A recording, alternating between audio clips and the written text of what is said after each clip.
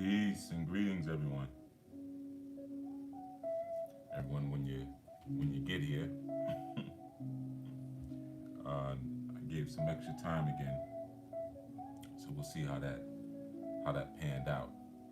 You know, a little extra time for the people in different time zones. You know, but good dawning as always. Peace, Plant OG. Peace, peace, peace. Yeah, man. Peace. Welcome as always. Krishan. Welcome as always. Peace, Tanika. As always. Yeah. You know, I figured I'd give a little extra time um, for those who, different times. I didn't do it yesterday like I did last Sunday, so I said I'll do it this second day. See how that works out. But yeah, man, I will. Everyone is well rested and didn't have too many dreams that kind of drove you crazy. And if you did have a night vision that it was something that you're ready to move on and apply. Peace, precious mom. Peace, Kashia. Give thanks for the sound check as always. Appreciate that. Yeah, peace, Andrine. I always tell you this is the most important part. Peace, K Boogie. Is just greeting each other. Peace, Iris McCabe. Good dawning to you as well. You know, just coming into a space. This early we can, the dreams. Peace, Manira. Oh, you too, Manira. Huh? Dreams, huh? Y'all having them dreams. Peace, Aquia. I had a dream, but you don't remember it. All right, so y'all are going through the dream thing. Yeah, that's what happens, man. When you give your digestive system a break, man, and then sometimes other systems become a bit more active because you're not so fatigued from struggling through the night for trying to process all the stuff that you took in, even if you didn't take in a bunch of bad stuff. Peace, brother Haru. Give thanks, peace. Yeah, even if you didn't take in a bunch of injurious items, it still work. It still work. And you might even find that now on your fast for those of you who peace, Laura Marie, excuse me. um Grand Rising, me, myself, and I. you know Me, myself, and I. Don't you think it's time you got a little avatar? Something? You got a nice name, me, myself, and I. You thought about the name, a picture or something. Doesn't have to be your picture. It could be something. But so nah, I'm just messing with you. But yeah, so you're fine. We'll do. Okay, cool. Maybe it could be an eyeball or something. Peace, Shannon. You know, um, some of you may have like found another kind of sensitivity too, because you may have noticed that if you tried to mix certain things now, that you felt an immediate response on your system.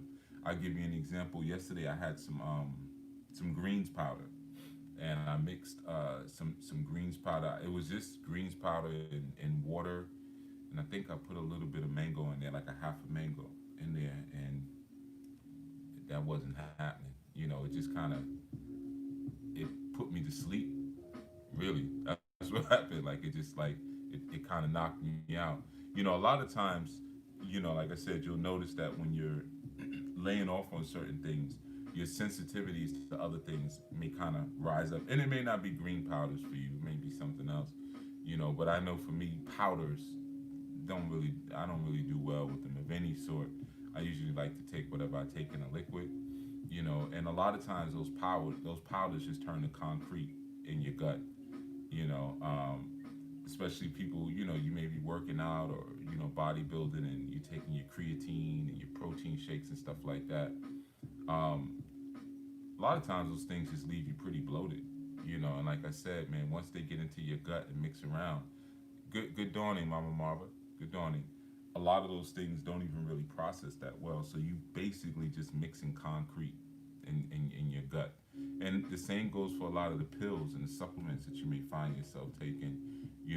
Those powdery supplements, a lot of them don't break down, and you just got big lumps of clay you walking around with, in your stomach, man. But um, sometimes it's good to, sometimes not even good. Sometimes you also have to purify yourself. Peace, Kenneth Williams. Peace. Sometimes you also have to purify yourself of those things too. You know, if you've been taking supplements for a while, or like the multi-day vitamins, things like that. Peace, Baba Utu. Peace, peace, peace. Shalom. You find that you'll have to even get those out of the intestines. Peace, Alicia, Ali Isha, because they harden up inside. They harden up inside the intestines, man. So, you know, going on a fast, even a short fast like this, peace, Nikki Love. Going on a short fast like this is valuable because it helps to break up some of that, give your system an opportunity to get some of them supplements out, them hard vitamins you've been taking out, the creatine, the protein shakes, maybe even some of the veggie powders that you've been mixing with everything, and get some of that concrete out of the gut. You may find that, peace essence of Angela, you may find that maybe your abdomen is even going down a little bit. Peace, brother Vermont. Yeah, yeah, yeah, yeah. Yeah, yeah. Or I should say Baba Vermont. Based on your assertion, it's our new inside thing. But yeah, man. So we're coming up on the we're coming up on the final day, right? And I will it wasn't too tough for you, you know. I know some of you are gonna push it forward. I know you are. Like some of you are not gonna end it today because it feels too good. You know, some of you are gonna decide to go maybe 7 days, or decide to go 10 days. Right? I'm curious. Anybody on now? Have you made that decision that you're gonna go forward? I know. And I wanted to ask you, brother Ramon. You had a coworker. Piece information. You had a coworker that said he was gonna join in with you. Did he actually? Is he still on it? Did he stick with it? I know he's a day behind, but did he actually stick with the fast, brother Ramon? Or did he just do like the 1 day? You know. So yeah, man. I meant to ask you that yesterday actually, but yeah, man. You might notice that you're feeling a little better. You got a little bit more energy. Your thoughts are a bit more clear. And you might decide, hey, 3 days is cool, but I can extend it out, and that's cool. Um, I will until Wednesday. There we go. There we go. We got one. The detox my body has been doing has been needed. I welcome it. Okay. See, we got we got one take already.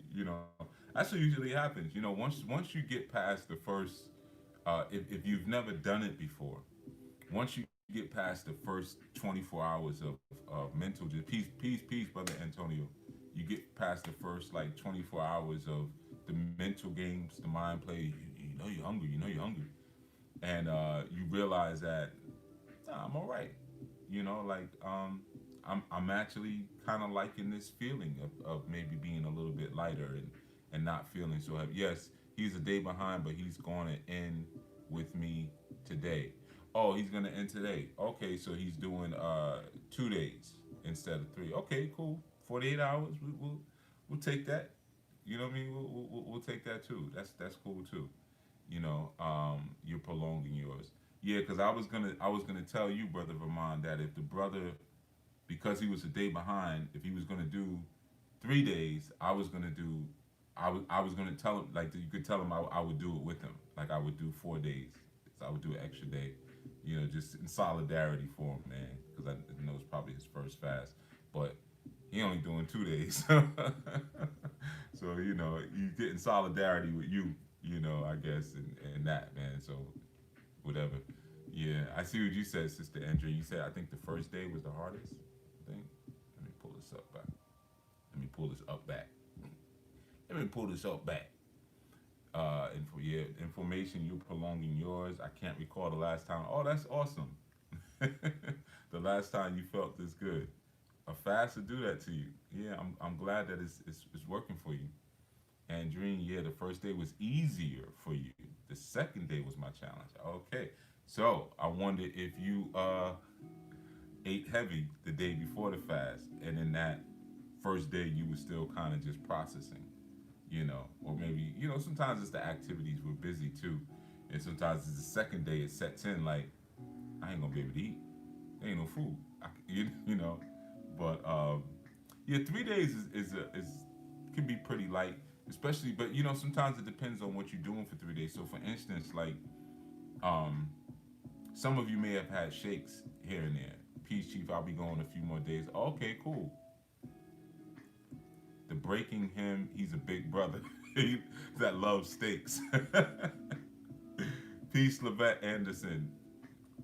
He's a big brother that loves steaks. Okay, all right. Well, hey man, 2 days for a big brother that loves steaks. You know what I mean? I think you said he's like 300 pounds, something like that. Peace, Sherelle. Peace, India Hunt. Good dawning. Good dawning to you as well. And peace to you again, Sherelle Cunningham. Um, I know you said he was like 6'2", 6'3", 300 something pounds. So maybe he's used to kind of feeling like he has to pack it in. But yo, 48 hours, that's something to be celebrated too. I hope you don't go celebrate with a steak. Maybe when y'all go out to eat after work, he can grab something a little lighter. It'll probably just be like grilled chicken or something. But you know what I mean. Peace, peace, peace. Matalesi, Monticelli. I might have said that wrong. I'm sorry. 6'3", 310. Right. I'm sorry. It went by quick. Matsalisi. Could you give me the phonetics on it? It's a beautiful name. Yeah, it's a beautiful name. I'm gonna have to screenshot that. Screenshot that name. That's a beautiful name. Warana Dora Makikle. Yeah, that sounds southern. It sounds like a southern name. So yeah, I'm just peace, peace, peace, change, change. I'm sorry, I just said peace, peace twice because change changes twice. So yeah, I wanted to check in with everybody. Looks like everyone's doing fairly well. I know Andrine, you said you were having some trouble on the second day. We're on the third day now, so I'm guessing that smoothed out for you a little bit. I know it's still pretty early. Well, not that early. It's an hour behind where you're at, but yeah, uh, one of the great things about doing it like this is the solidarity. You got, 100 or so people doing this with you. You know what I mean? And it's kind of a way to connect and combine with folks.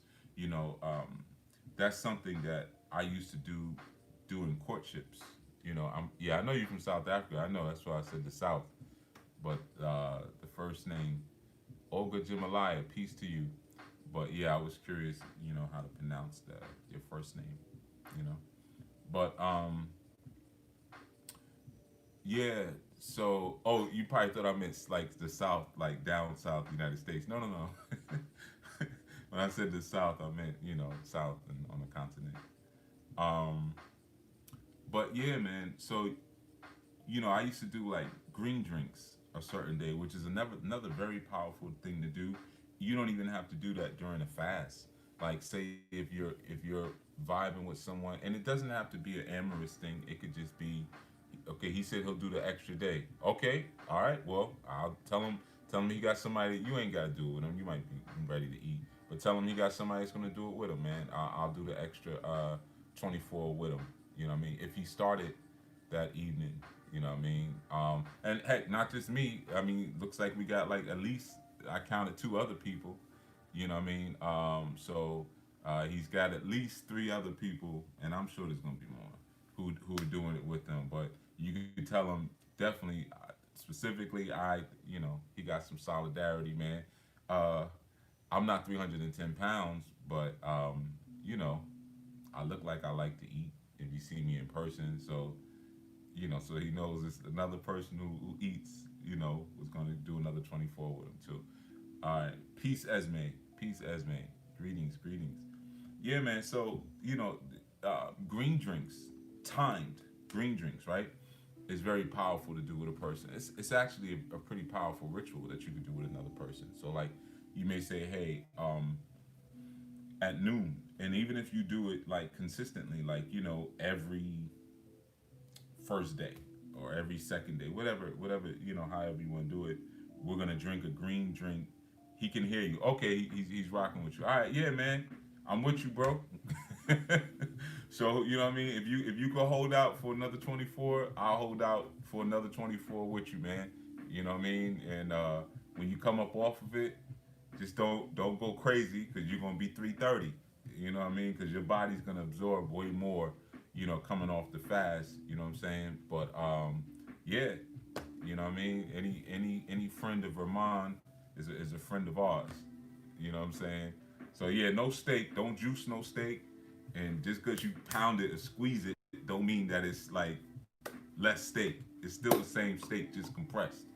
You feel me? But you know, I would suggest actually, brother, peace, wild girl. Or you did a 28-day juice fast plan, first 3 days of torture. If you're thinking about it, peaceful here. Yeah, yeah, good to see you on the live. If you thinking about it, it's torture. You know what I'm saying? Like if you're when you're doing like a 28-day fast, I mean for me it's usually around like day 5 or 6 that I'm like, all right, you know, because you're like I'm not even halfway through. But it's really more mental. If you think about it, my mother was doing the fast with me, but she fell off and forgot and had some food. Sometimes that happens. That mistake happens. I licked the mango by mistake when I was making my thing the other day because I'm used to normally when I you know cut off a mango to put in the blender, I put the pit in my mouth, and I had cleaned it so well. It was actually a rotten mango. So let me keep it 100. So I had cut the rot off, and then I had cleaned the rest so well, and it was a little like slither coming off, and I was like, and then I caught myself though. I actually spit it back out, but I was like, and I started to chew, and I was like, wait a minute, oh. So sometimes that happens, sometimes peace e Aldere, yeah, I'll be I'll be you all day. I's you and you's I. We's one. But sometimes that happens, man. You forget. Peace, Richard. Peace, peace, peace. You forget sometimes, and it's just habit, and that's because a lot of times, like I said, food is a culture, especially in Western society. Food is not what we do just to satiate so we can move on to the next task or have the energy or the vigor or the clarity for the next task. Food becomes something that we plan our whole life around. I know people who move to certain places in the world or certain cities just because of the selections of food. Yeah, I like to go to Atlanta. Atlanta has all the best chefs, or you can get any kind of food you want in New York City. They got the best food, or LA, you can get this and you can get that. You know, um, it's really become a culture, and for some, it's a huge hindrance. You think about again in biblical law, you know, the first, no, well, it wasn't really the first, but we'll play along. But there was a fall that occurred as a result of food. So a lot of times you're tempted through food. You're controlled through food. When you're coming into consciousness, and sometimes people ask that question like, where do I start? I always tell them start with food. Food and then whatever else that you're excited about. If it's dancing or, music or, history, whatever it is that kind of turns you on, if you will. But the universal place to start is food, because that's the culture that's usually what wraps you and ropes you into a culture first. And when you can control that, and you can control your urges, and you can control your appetites and direct it towards what's healthy for you, then that transcends what you take on in terms of information, what kind of people you decide to be around, what kind of people you mate, what you read, what kind of music you listen to, so forth and so on. So, it may seem like a little 3 day fast, or this ain't about nothing or whatever, or for some of us 4 days now, you know. And yeah, man, if any of you our new brothers want to extend, for in honor of Vermont's brother. You know what I mean? Come on in. Come on in. It ain't nothing but another 24. And all that means is that your abs are gonna cut through a little bit more. I mean, not mine. I don't. I'm not gonna have no abs from another 24. I actually have an implant. So sometimes when y'all look at my midsection and it looks a little, you know, a little round, that's actually it's that's not natural. I got a dad stomach implant. Like in I think it was 98, 99, somewhere around there. You know what I mean? So underneath the implant, underneath all the silicone is actually abs, but I try not to show them whatever. So I went to DR and got a stomach implant. Yeah, the cheeks too. My cheeks ain't really this chubby. You know what I mean? It's an implant. I wanted to bring my sexual market value down a little bit. It was just too high, in the '90s. So I said, let me go get some work done. So I got these big ass cheeks and and a stomach implant. You know what I mean? Yeah. But on to other things. So the value of what I'm speaking about. Yeah, y'all got it. Good, good. Yeah, you know what I mean. Yeah, you do what you got to do for the cause. You know what I mean. You got to do what you got to do for the cause. You know what I mean. But yeah. So extra 24, brothers. You know what I mean. It maybe put you in another kind of place, man. It's all good. But solidarity, man. That's what I really. Y'all think I'm joking. Y'all laughing at me.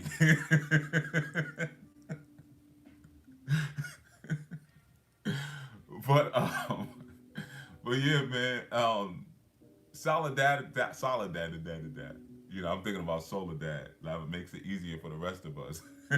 Yeah, exactly. You know what I mean? I wanted to save some of the sisters for y'all. You know what I mean? But all them chiseled features and that those washboard abs. I'm like, I can't be conscious like this. You know what I mean? And, I want the brothers to be able to have families. You know what I mean? Black love, hashtag, and all that. You know what I mean? So I was like, I'm gonna make the ultimate sacrifice. You feel me? The ultimate sacrifice and get this stomach implant and get this work done. Yeah, and then went to Dr. Miami after that. You know what I mean? Got some other things done. Yeah, got some stretch marks put on my knees to make it seem like I've been going up and down in weight for the past 30 years. You know what I mean? Just like I said, just to bring the sexual market value down a little bit, so you can focus on my words more and not my chiseled features. But, but yeah, my youth have chiseled features though. Never heard of someone getting surgery not to be attractive. Yeah, well, look at how most surgery turns out. They still haven't perfected it yet. I mean, most of the time people get through surgery, they look like lions. You know what I mean? It's like, did you want to look like a lion? That was the goal. Did you want to look like? Did you want to not be able to cry? You look like that when they get the surgery. Yeah, ducks. You know what I mean? Like they can't talk and so so sometimes you jump in on something too soon. It's kind of like software. You never get software on the first version of it. You let them work out the bugs and the kinks yet, and that's how plastic surgery is. And they still working those kinks out. You know what I mean? And people just sign me up, put me in, make me look like a damn animal. Yeah, I want to look like Beast. From Beauty and the Beast. Hook me up. But yeah, so solidarity, is such a valuable thing, man, because there was a saying once said by a closeted racist, a house divided can't stand, you know, and I had did a segment, some time ago, maybe a year or two ago. A house is not a home, and what I was doing essentially was comparing the mental, or your mind to an actual house, and like kind of vice versa, like and it is a real thing, like if you go back to that segment, you see where I compared the basement to the subconscious and the attic to the higher thoughts. Those are real things. That's why a lot of times we hide things in the basement. The basement stink. Nobody wants to go down there. You turn on the light switch and all the lights don't come on properly, so you got to run to the next light switch because you're so scared. The children use it as a dare. Things like that. You know, abs would be unbefitting of a chief. Exactly. You get it. You get it, Baba Vermont. You know what I mean? So I made that sacrifice. You know, but I mean, shoot. You think I want to eat all this mashed yams with peppery oil sauce and yuca and guacamole? You think I want to eat like that? No. So yeah, man. When I was doing those comparisons and really just explaining, like, yeah, house is a home, or that mind. You know what I mean. You look at certain things, your highest aspirations. A lot of times in your attic, you'll have your old, maybe college or high school images of you playing sports, or different things that you wanted to do, projects. It could be like sewing machines and things up there. You'll find usually that stuff. So just going through the different aspirations, of course, and typically your bedroom will represent the things that the things that are secret to you. So your secret desires, are usually held in your bedroom. You go through those sock drawers, and sometimes you got little things in there to spicing up the night or whatever. But so it's the same thing. Like I said, that bigot said, a house divided cannot stand. It's so true, because if you look at yourself as a house, and you recognize that maybe you haven't been able to get control or get a hold of your desires, your cravings, your appetites, your hankerings, and your mind is wanting one thing, and your body is saying another thing, and your drive is saying a different thing, and then your ego is saying something else, and then your conscious is somewhere else, and then your super conscious is somewhere else, and you're recognizing that there's all these components to my internal community, but yet and still there's an internal battle. So they're acting out this psychic play of cancer, because that's what cancer is. The cells are fighting among themselves. And sometimes our minds and our bodies and our whole beings are like that, man. We just, like I spoke about, a double-minded man. Now, what you're gonna find is that every live that I've done up until this day is actually they're all interconnected. You're gonna find that if you go back and listen to them all. Gotcha. There's always a method, you know. So, one of the things that I wanted to really focus on is your ability to do things together. And I'm gonna put you up on something real quick. Grow. Um, when I was younger, I used to like to shoplift, right? But I must say I'm loving the greens, and I've been on it with my dad, cool, and he is loving it too. After we both almost, oh God, if I had a computer, I think it was there. We both almost lost our lives due to all kind of chronic conditions. A lot of times, those chronic conditions are ancestral conditions. You know what I mean? Teaching us to eat things like lima beans and black-eyed peas, and what I mean, all kind of craziness. Bunch of potatoes and stuff like that, and then you could wash it down with some sweet tea, and craziness. Yeah, but I'm glad you and your father are doing it together. That's awesome. That's awesome. When it's intergenerational, and you can enjoy these experiences together. And greens are awesome. Some of us, like, I don't eat as much greens as I used to.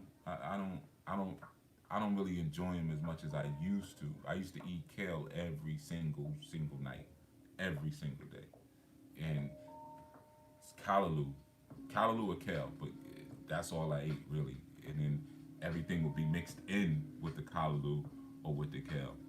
Um, you know, but so Aquia, you're asking me we shouldn't eat black-eyed peas.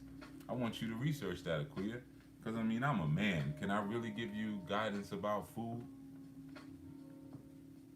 You know what I mean? Can I really give you you know, mother of the universe. You know, you got milk that comes out of you that feeds whole nations. I don't even know what I got these things for. I don't know why I got nipples. You know, just to rub up against my shirt when I'm running and be irritating. But you give milk. You give nourishment. So I probably couldn't tell you much or nothing about peace, Baba Anwar. I probably couldn't tell you much or nothing about black eyed peas, but maybe another woman could, or you could research and then you could bring it back to me. You know what I mean?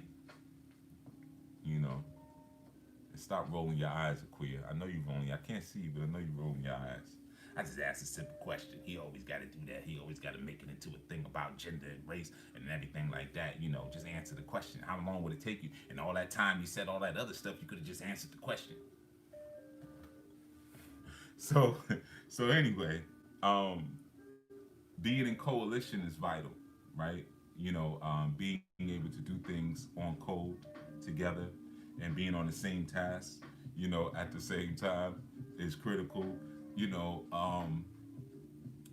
and here's the thing, you know, like I said, when I was younger, you know, I got into this thing of like, I, I'm saying when I was younger, but I'm just going to say that so I don't end up sounding bad. I don't like to wait in lines, right? So I feel like lines are beneath me. I know. It sounds so arrogant, but that's just how I feel. Like I shouldn't have to wait in a line. So when I was younger, right? Younger is relative. Let's say if I'd be in a hardware store and or like a big hardware store, not a mom and pops, you don't but like a big hardware store and like I just got one little thing. If I got like a little nut or something and it's like 10 cents, and the line I'm standing behind three contractors, with two tons of lumber, I'm going to the car. All right, y'all will get me. I'll get you on the next one. Next time when I'm in line, I'll buy some M and M's or something and give them to somebody. But I'm not. I'm sorry. I'm sorry. You know. Um, but one of the things about that, and as you get older, it slims down. Like I said, I was younger. But then sometimes it was other things. You know what I mean? Because it's just the why not? It's the why not factor. You know what I mean? Sometimes you just when you're younger, you don't want to play by the rules. So yeah, like it's no security guard. I gotta get them. you know, um, I'm not saying now. I'm Chief Uyat. Come on, stop it. I wouldn't do that. So peace, cousin Cole. What's going on, bro? Up early, huh? Oh, I probably know what you're doing. You're probably on the grind. You know, 6 a.m. Yeah, 7 a.m. You probably at work. Peace. But but here's the thing about that, right? Now I'm peace. Take care. I'm not saying that I'm like, yep, I knew it. Always working. I guess somebody say you too. But yeah. So I'm not saying like like I was ever like a Winona Ryder. Peace, Amazi. Give thanks. You're welcome for the wisdom. It's my honor, and thank you for the bread. Thank you for the cheese, for the cheddar, for the fetty. I appreciate that. For the scratch. So the thing is, if you've ever engaged in any kind of act like that, whether it was petty theft or whether it was stealing a car or going into a house or anything like that, one of the things that you'll the story of a mother pinching my cheek. Yeah, she's good. Don't. But she had long natural nails, and it would always leave a little mark. And she'd always point to the side like this. Again, don't touch people's stuff. I'm not gonna touch nobody's stuff. Leave people's stuff alone. I ain't gonna take nothing from nobody. Don't tell me that, cause now I know I gotta get them. I'm still burning. you know. And you know when mothers be angry before you go in the store, they always kind of a little bit of spit always come out on you, and you know you can't wipe it, and you be like, and you feel that spit all day. You know, even after you scrub it, it's right there. I feel it burning through my skin. It's gonna burn through to my brain. You know, but and I had a mother who used to like to spit clean me too. Oh, I hated that, man. Leaving in the morning. Here, you got to here. Come in, come in, and then holding your face like this, and oh God. Now I'm going to school smelling that. You know, I had on my British Walkers. I was fly, but I was spit clean. Come on. Come on. You know, but you know, that's what drove me to shoplifting. I'm playing. But you know, one of the things that I'm saying, spit clean as well, you know, and then Pops had this like, you know, Pops like working on cars and stuff, man. So he had this like obsession with Vaseline.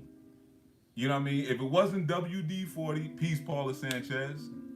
If it wasn't WD-40, it was Vaseline. Like those were the two answers to world poverty and systemic racism.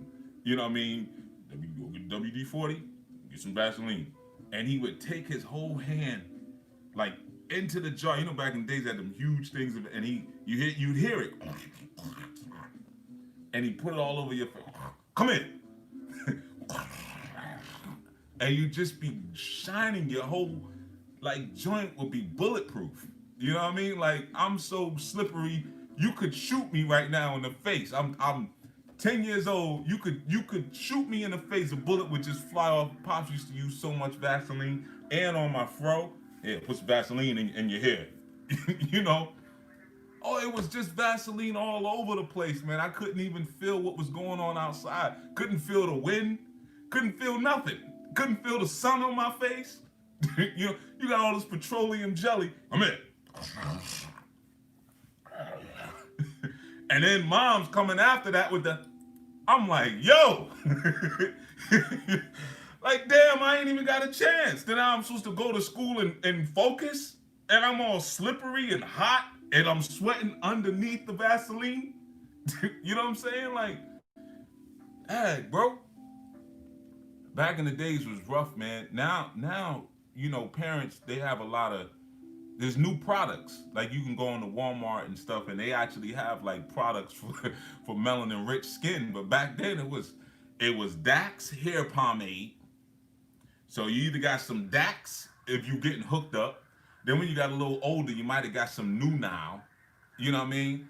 And then it was Vaselines. And then when you know, you got a little older, it might be some Jergens or something like that. You know. It was rough, man. It was horrible, man. Yeah, Dax. You know, y'all remember Dax? Come on, man. It's us talking. This is our space. You see the brown behind me?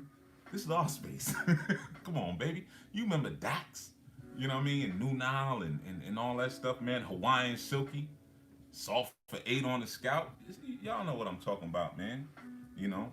Hey, fellas, y'all remember this? You remember when you got your first stick of chapstick? And you know, chapstick back then was cheap because it would always leave that build up at the corner of your mouth. But you remember when your pops used to take your hey, let me use your chapstick, and you feel like your heart was gonna drop into your into your feet. Ugh, what?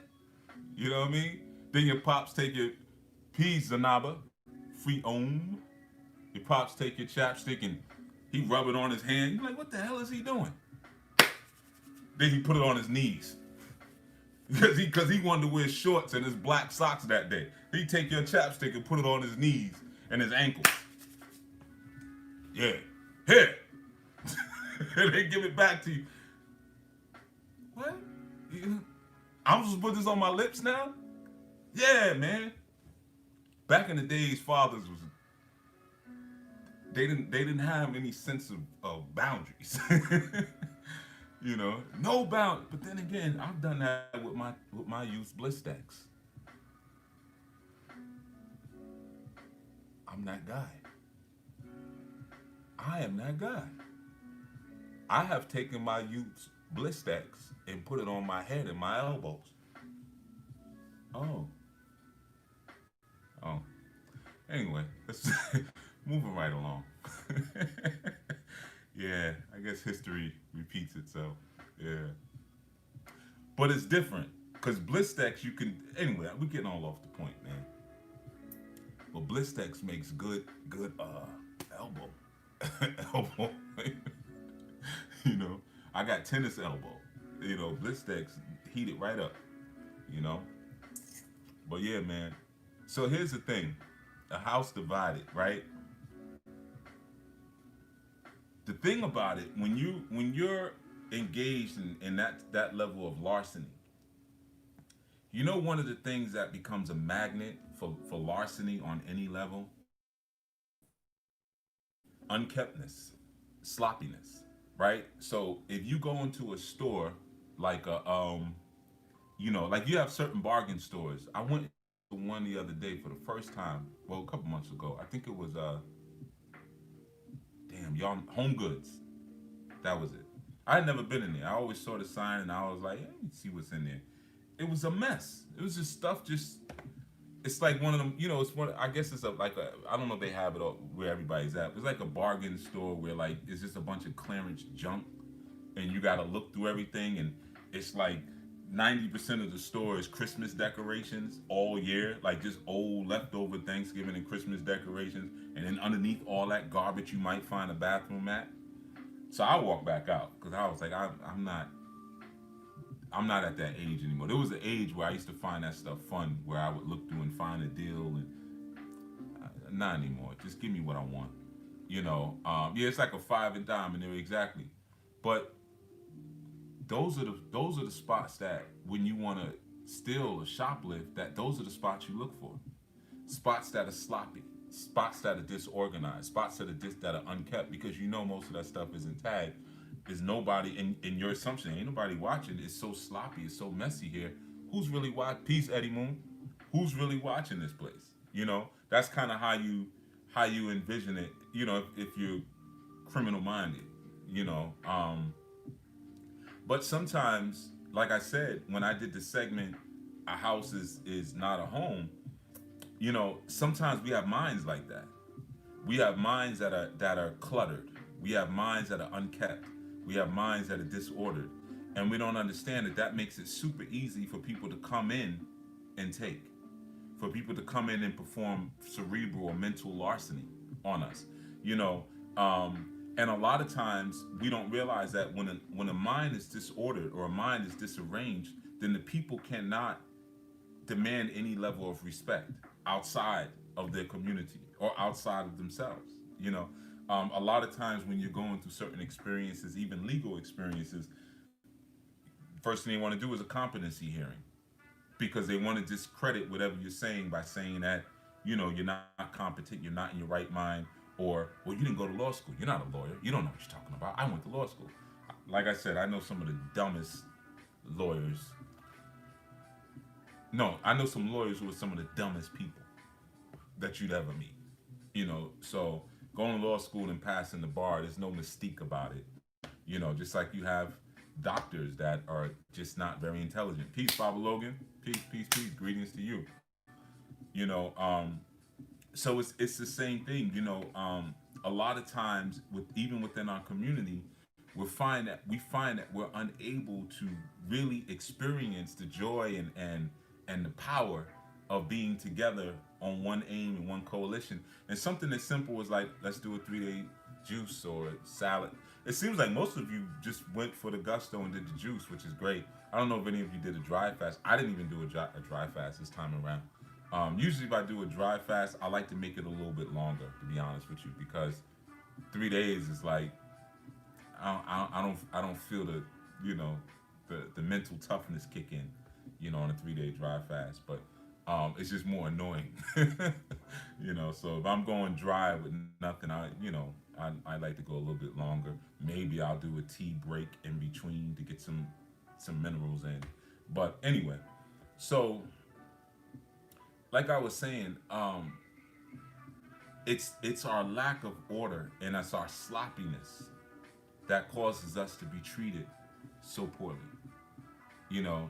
And I'm not victim blaming. I don't want you to think that, but I'm showing you how sometimes you can position yourself to be a victim. So just like when I was a child and we would go into a store and it's messy, there's stuff just strewn all over, and there's some bubble gum right there, you know. And remember, you got to also remember when I was a child, closed circuit television wasn't even a thing in stores. So you had people who would look at you. They would walk around the store, and it was usually like big mirrors, on the back aisles, and you had people who would sit and stare and look and see who was doing what. But it wasn't a thing of catching them on camera. That wasn't really what was happening at that point. And I'm sure a lot of you have done that, stolen candy out of stores and stuff like that, or some of you. And if none of you have, even better, right? So I'll put myself on the chopping block. But one of the things that again that facilitates that is disorder. Disorder facilitates larceny, and when we're going through fast, or when we're picking a certain thing that like we're all gonna focus on today. Hey, we're all gonna focus on this while we're fasting, or like I said, even if you're not fasting and you say, yo, at noon, everybody take back some shots of chlorophyll. You know, that alone is powerful too. We're all gonna raise our vibration at the same time. You know, and with that raised vibration, you now make yourself more receptive to different kinds of experiences and different kind of knowings going on around you. You know, and it's a frequency thing. It's so when we say vibration, vibes and frequencies go hand in hand. But I want to vibrate at a frequency.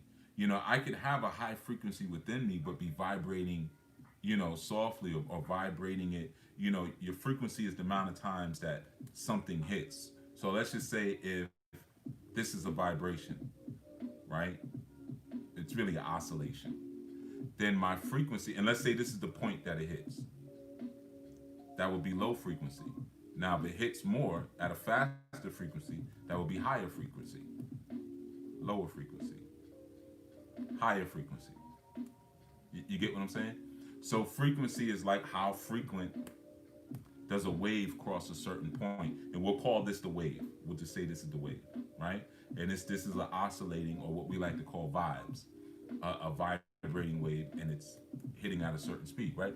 So the thing is, you could have great frequencies inside of you. Like you could have the frequency of love, you can have the frequency of abundance, the frequency of wealth, the frequency of community, the frequency of respect, honor. You can and health. You can have all of these frequencies, but how much are you hitting that? Like how fast and how swiftly are you hitting it? You see what I'm saying?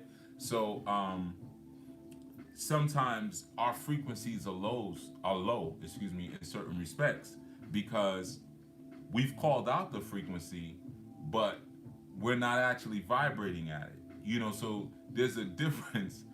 You know, and I don't mean to laugh, but like you had when the Rosicrucians put out the Law of Attraction. That was like 15 years ago. That what was the DVD? But that video kind of documentary little thing. Um, there was so much left out. First of all, because there's 6 other Hermetic laws. They only talked about one of them. The law of correspondence, the law of mentalism. There's a lot, but it was very valuable for a lot of people at that time because it allowed people to kind of get into it. Yeah, the secret, exactly. Which cousin, he's the one who brought it to me. I don't know if you remember that dawning, Cole, when you came and he knocked on. And I don't know if you remember what was happening in my life at that time, but that was a there was something crazy that happened the day before, like super crazy. And next dawning, cause it's knocking on my door like, yo, I got something you gotta watch. and oh, and E brought it to you. Figures. Figures. Yeah, he's the he brings all the good stuff. But pay it forward. You see what and you brought it to me, and then I brought it to Kamau, and they were doing, after I gave it to Kamau, he and his woman, they were doing secret parties. They were doing secret watch parties.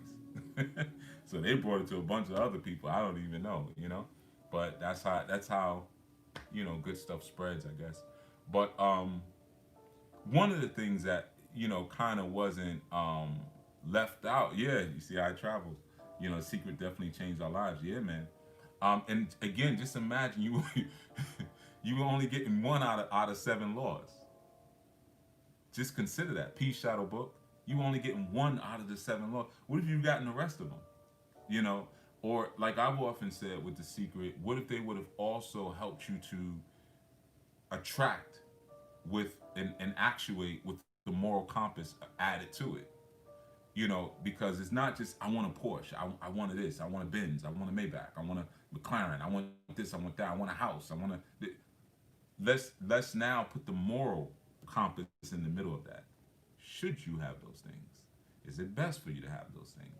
You know, then it would have been even more, right? Or give me the law of correspondence with that. Explain to me that the things that I do in the physical realm affect the things that are happening in the unseen realm, and the things that are in the unseen realm affect the things that are happening in the physical realm.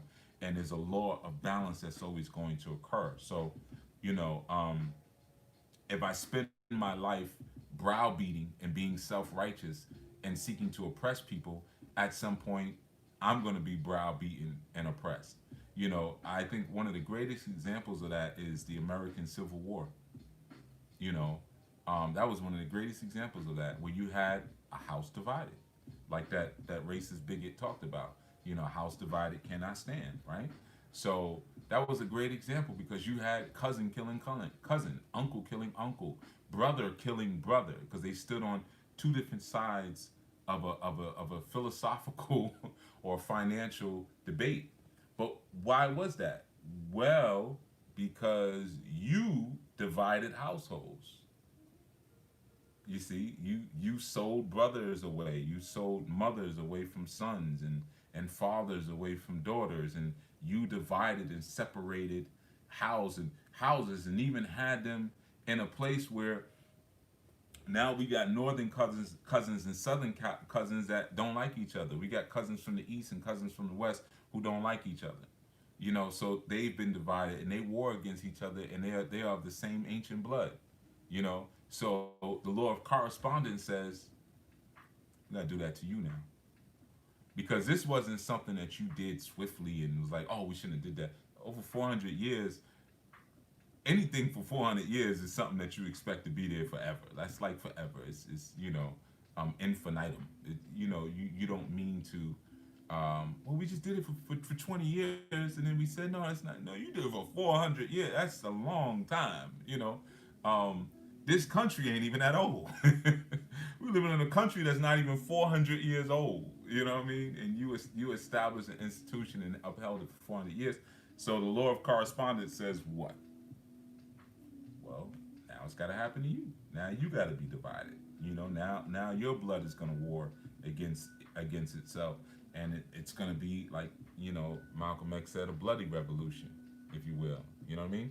So, like I said, if so many other of those laws of the other laws were included, it could have been such a more balanced thing. But things have to work in correlation, and there's always a community of thought.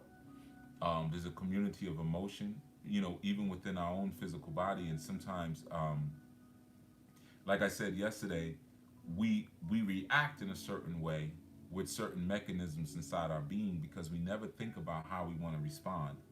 We never really sometimes have time to think about how we want to respond. But the ones who do are the ones who rule.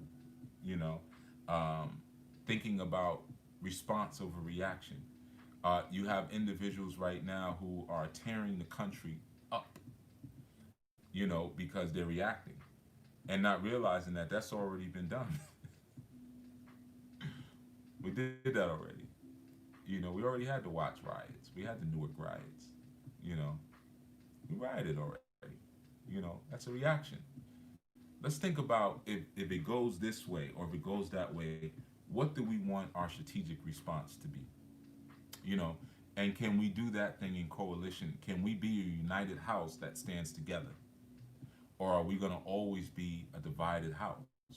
And once you're a divided house, you're a disordered house. Once you're a disordered house, larceny happens. When we think back about the continent, we think about the amount of tribalism that occurred. That's a divided house. It was disordered. You talk this language, I talk this language, we can't even understand each other. So what happens? The thieves come in. Now there's larceny. You see? And that happens in so many instances. You know, I remember when the South really started to come strong with in the music area, you know, in terms of like rap. Give thanks, Logan. Appreciate that, man. All the way up from CA. I mean, I could say CA because it says it on it. Yeah, man, I appreciate that. Word. You know, but when the South came strong, you know, because they were united. It wasn't, you know, well, I'm from Brooklyn, you from the Bronx, or we the ones who started hip hop. Nah, technically hip hop started in Queens, you know, so nah, I know Cool Herc taking it. It wasn't none of that. They were like, look here, Shawty. Hey, man, hey, let's get this paper, man. Hey, man, you want to feed your mama? I want to feed my mama. I want to get my mama a house. That's all it was for them, right? And look at what they were able to do. You know, they were able to wipe out New York rap, you know, to the point that New York rappers started rapping like they were from down south. They created a whole nother frequency, and people wanted to tune into that frequency. Oh, that's the unity frequency that they established. Let's go over there to the unity frequency. You see, so man, you know, we really have to get to a point where we can not only start to work more intelligently in coalition with one another, but let's find more activities and more things that we can do. A 3-day fast is awesome. In Anu, we do it every seasonal change. So we do it for the equinoxes, and we also do it for the solstices. These are like the light things we do. You know, we do the fast, and it's just a way to kind of unite people and get people on a similar code. Everybody's having interesting dreams and visions right now, and you know, it gives us a greater depth of things to talk about amongst ourselves. What did you dream about? What did you dream about? What's your vision? What's your idea? What do you want to do? What are you craving for? Ooh, that's an important one. You know, when you're going through a fast, pay attention to your cravings. Very important. Um, Especially if it's a long-term fast, like 21 days or more. But you know, or just even 21 days. But pay attention to what you're hankering for. You know, are you craving fast food? Are you craving meat? You know, that's always an important one. You can determine if you're a natural meat eater through that. A lot of people don't crave meat when they fast, but some people do. You know, they're like, oh, man, I want to bite into a cow's behind. Like, I do that right now, you know. So that gives you a hankering or an understanding of, okay, maybe I am actually a natural meat eater. You know, everyone is not, and I've said this before, and I said it in the Anu Way in that book, everyone's not a raw foodist. You know, so when you hear me speak about how I may eat, that's not for everyone. Trust me. Um, Life permeates every organism, every carbon-based organism on this small plan, or what you call the plan et. So anytime you want to sustain your life, you're going to take some life. You're going to change some life. More importantly, you're not going to take it, but you're going to change some life anytime you're seeking to sustain your life. And that's a reality that people just don't want to. They don't want to own up to. They don't want to. They don't want to be honest and real about that. You know, I'm gonna whisk away a reminder, and let's see. It might take the screen off. It did this to me before. I gotta flick it just right. Did it?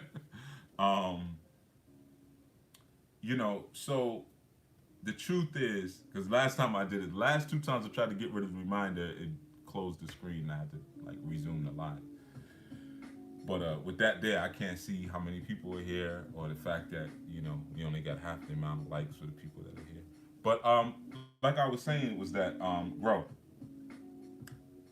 anytime you peace, quantum love, anytime you want to sustain life, you're gonna change life, right? And there's some things that we just don't want to be honest about because we still have a churchified, religiousized mind of enslavement. You know, so you cry when somebody kills a chicken to eat, you know, or you cry when somebody kills a cow or a bison or quail to eat, but you don't cry for the squash. You don't cry for the lettuce. You don't cry for the kale. You don't cry for the cauliflower. You don't cry for the cilantro. You don't cry for the olives. You don't cry for the apples, the mangoes, the berries. You don't cry for them, but you cry for the animal. But they're both full of life. Both of them are full of life, and you sacrifice what their life currently is for you to eat. But a lot of times you're not tough enough to own up to what you just did. You're not tough enough to just be honest about it. Yo, it's kill or be killed. That's what we live in. It's kill or be killed. Yeah, that's a real thing, right? And that's just the order of things. And like I said, even when you're raising young men, it's cool to raise them to heal, but raise them to kill. Young men got to be ready to kill. And I would also say young women as well. But I'll just start with the first line of warriorship. I teach your boys how to kill. You better teach your boys how to shoot bow and arrow. Everything don't have to be done with a gun. There's a lot of ways to do things to get the job done. Teach them how to use a knife. Teach them knife techniques. Teach them how to use a stick. Teach them how to use fishing wire. But we got to be ready to kill just as quick as we got to be ready to heal. Because you even the juices you're making right now during your juice fast, you're technically killing, not technically, but theoretically you're killing the fruit, you know, or you're killing the vegetables. Well, thus far I had you in mind. Oh, okay. I got a text I got to send after this. Um, and sometimes we just not ready to be honest about what that looks like. It's the same thing when we're wealth building. How many people are you gonna listen to online that tell you, follow my easy plan. You could do it part time and you can make $10,000 a day on Amazon. You can make $10,000 a day selling your own ebooks that you don't even have to write. You can have someone else write them before you put your label on them, and you can make $10,000 a month. You gonna keep falling for that? Or you gonna listen to these business people, these businessmen and these businesswomen and these rappers and tell you that, well, how did you make it? What did you do? Oh man, hard work and dedication. Oh, if you had to go back and tell your 20-year-old self or your 10, back 10 years ago, what advice would you give yourself? Man, stay focused, man. Follow your dreams, man. Don't let nobody tell you different, man. If you got a dream, just go for it, and don't let nobody knock you up, because you always gonna have haters. You know what I mean? You always gonna have haters, and a hater's job, if they doing their job, they supposed to inspire you. The haters. You keep falling for that stupidness. Yeah, I'm just gonna work hard and be focused and dedicated, and I'm gonna be sitting on top of $5-10 million. That's just how it goes. If you just work hard and be no. You know how these families, these rich families in America, you know how they get their money? You know how they became so successful and work and they got their net worth and their assets up the way they have them? It's through murder. You want to be a billionaire, a multi-billionaire in America, you got to murder something. Death. You got to kill something. You got to murder something. And if you don't murder something, you're going to get murdered. You think Reginald Lewis just died of a brain aneurysm? That's what you think? Come on, man. You got to kill something, bro. And they're giving you these... and people are like, no, I'm just going to keep working and keep staying focused. Well, they've been saying that advice for a long time. You don't think other people have tried to follow that and it hasn't worked out? I know a lot of good people, talented people, artists, who've been trying to get on for 35 years and can't seem to make anything happen. They ain't killed nothing. Why do you think some of your biggest artists, what are their backstories? Yeah, man, I used to sell drugs. Yeah, I was this and that. Once they see that, oh, you was a drug dealer? Oh, well, come on in. Come on in. Come on in. You know why? Because we know you'll do anything to your people for a dime. We know that you'll do anything for money.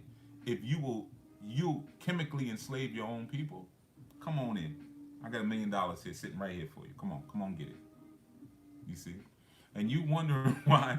You wondering why? When I'm selling my vegan food here, and I'm writing books, and I'm trying to uplift my people, and they told me just stay focused, and I read Think and Grow Rich and all these different books, and Rich Dad Poor Dad and Outliers and Lean Startup and the art of closing the deal and the greatest man in Babylon and the greatest salesman. And I've read all of these different books, and I listen to Tim Ferriss, and I listen to Robert Kiyosaki, and I listen to Dave Ramsey, and I listen to Susie Orman, and I listen to all these people and give me all this great wealth and financial advice, but I can't seem to crack over $100,000.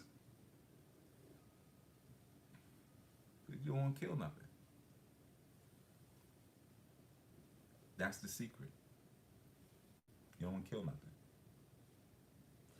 Think about some of the things you do just to get to the little places you are now. I spoke about that before. Abortion is child sacrifice. You sitting over here looking at these Illuminati articles and these conspiracy theories. Yeah, they doing child sacrifice. Some of us have done child sacrifice. Why do we abort the child? Because we didn't want it to get in the way of what we was trying to do or the money we was trying to get. It's always about the same thing. I don't really like her like that. We're not cool like that, and I'm trying to get this thing to happen. I can't afford a kid right now. Child sacrifice. You think after they take that vacuum and vacuum that child up out of her womb that they just throw it in the garbage? Come on, man. Use your brain. Grow. Grow. Grow. Uh-oh, it's back. My ticket's back. I didn't take my medication today. Yeah, Susie Orman. You know what, LaCruz? That ain't really even taking it back because I still get clients today that talk to me about Susie Orman. Yeah, I listen to Susie Orman. You know, I listen to Dave Ramsey. And I mean, they have good basic advice. Don't get me wrong. I'm not, speaking down against them. There's a lot of stuff they talk about I totally disagree with. I think that it's almost like The Millionaire Next Door. When you read that book, it's kind of like, yeah, you can have $1 million when you retire, but you're gonna live, pretty miserly up until that point. And who says you're gonna make it that far? You know, um, I don't want to get into the whole financial thing, but yeah, they have cool basic advice like teaching you like, yeah, don't go into debt and try to stay out of debt, things like that. That's cool advice, but there's a much deeper level. Susie Orman and Dave Ramsey are never going to tell you to corporatize yourself. They don't use language like that. That's the language of the archons. The language of the archons are going to say, wait, you buy everything in your name? You don't have a family office? You don't have a family trust? Like, what are you, a peasant? Only a peasant will put everything in their own name. That's insane. If you know that this entire place is a corporation and it only shows respect, honestly, to corporate and commercial law, why would you do anything personally? We just put that there as a trap for the peasants. See, they're never going to tell you anything like that. You know what I mean? They're not. Dave Ramsey rails against life insurance. He's like, whole life insurance is a scam. Term. Why would you have something that long when you could take that money and put it in investments? Like that's first low level financial guidance. Like tell people with whole life insurance that there's a cash value to it. So it actually is technically an investment, and it's a non-taxable cash value. And I can also borrow against it, and the entrance in my loan goes right back into my own account. Tell people that part. If I set it up right with the proper riders when I'm doing the whole life insurance, or the fact that like term insurance is like car insurance, it runs out in 12 months. In 12 months, I had no accident. Can I get some money back? Oh hell no. That's all. This here our money. No, this here our money. Whereas with whole life insurance, if I stop making payments after I fulfilled my cash value amount, it's actually worth something. I can even sell that policy. You see, so they don't really give you archon information like that. And what is an archon? You know, I did the Covenant of Archons, that video. Archon means ruler. They don't give you the information that the rulers have that run this place. They give you peasant information. And sometimes you need that too. That's to say, I'm not totally putting them down. Sometimes you need someone to tell you, like, don't spend more than you make. You know, that's good. That's good, sound, basic guidance. You know, so I'm not saying that, you know, there's anything wrong with that. But I also want to know that, you know, I want to know how trust works. So I want to know that if I'm in a situation and I go through a divorce or someone sues me, that, you know, my assets are not technically attached to me. You know, I want to understand that. I want to understand what kind of team that every family should have. That every family should have a tax advisor. Every family should have an accountant. Every family should have a lawyer. I want to know those things. Bro, you see what I just did?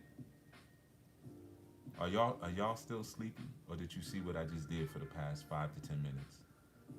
Did you catch it? This is a side. This is a Bill Cosby, and you know, painting something in a junkyard break. Did you hear all the books I just named, and all the podcasts I just named, and all the people, and all the game I just gave you on whole life insurance versus term insurance? Did you catch it?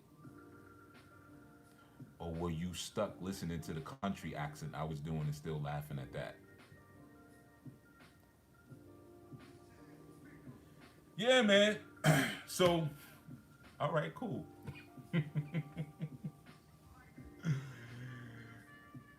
Oh man, I miss my man Johnson. I'm gonna say his name. Kobe, you know who I'm talking about. You know, I told y'all a while ago. Some of you might remember the brother that I told you had a double stroke that time, and I went to go see him, and I had known him for a long time, and I slept out in the hospital parking lot to go see him. He actually transitioned a couple of months ago. About, what's it been, Cole? About 2 months, 2 3 months. I'm so bad with time. It could have been 6 months. But yeah, he actually went.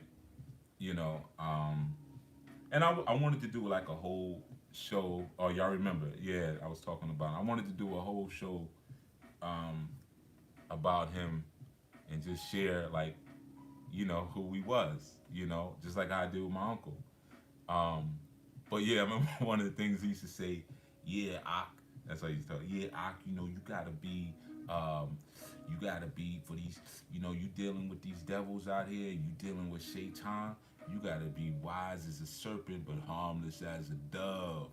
3.5 months. Yeah, yeah, Mr. Johnson, man. Yeah, yeah. I guess I could say his name. A lot of times I keep people who are very precious and sacred to me. I don't, you know, but yeah, his name was Mr. Johnson.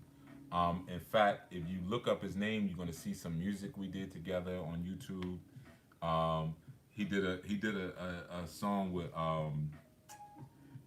what's that dude's name? You know, Cole. Chocolate rain, cherry chocolate rain. What was that dude's name?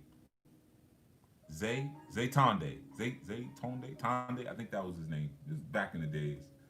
But they did like I think it was a yeah Zay Tay Tay Zonde. Yeah, Tay Zonde.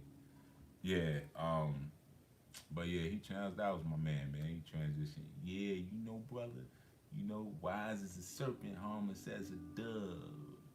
Yeah, so man, catch the nuances. I don't just be rambling, giving you something. But you know, we can all get on code together, man. We could do it in a real simple kind of way, man. And yeah, Tay Zonde, Tay Zaytonde. I'm sorry, I keep saying it wrong. I'm just laughing. I remember the first time Johnson told me he did that song. He was like, yo, I just did this joint for I think it was Dr. Pepper, the chocolate soda or something. He's like, yeah, man, you know, I did the video and all that, man. You could check it out. You could check it out. And I was like, who you did it with? He's like, it's hard to describe him, but I'm gonna put it like this. He looked like a light-skinned Steve Urkel with a voice like yours. And I'm like, and he's doing music. Like I'm not. It's not processing. But you know how Johnson was, Cole. You know how funny he was, man. You know, he was like, yeah, but you know, it was good. It was good, man. Like I spoke to the, you know, when I went there, I told him like, yo, don't play me out in the video. He was like, I told, because they was pouring soda on everybody. I was like, don't pour no soda on me. You know what I mean? He was like, yeah, everything was cool. It was real respectful, you know. Yeah, man, my brother. But he's yeah, you can go look at that video. It's kind of funny. It's like a it's like kind of a parody, kind of kind of video. But he's the one that's rapping in it. That's the one who had the double stroke that I told you about that time. And yeah, 3.5 months ago, he actually made his transition. 53 years old.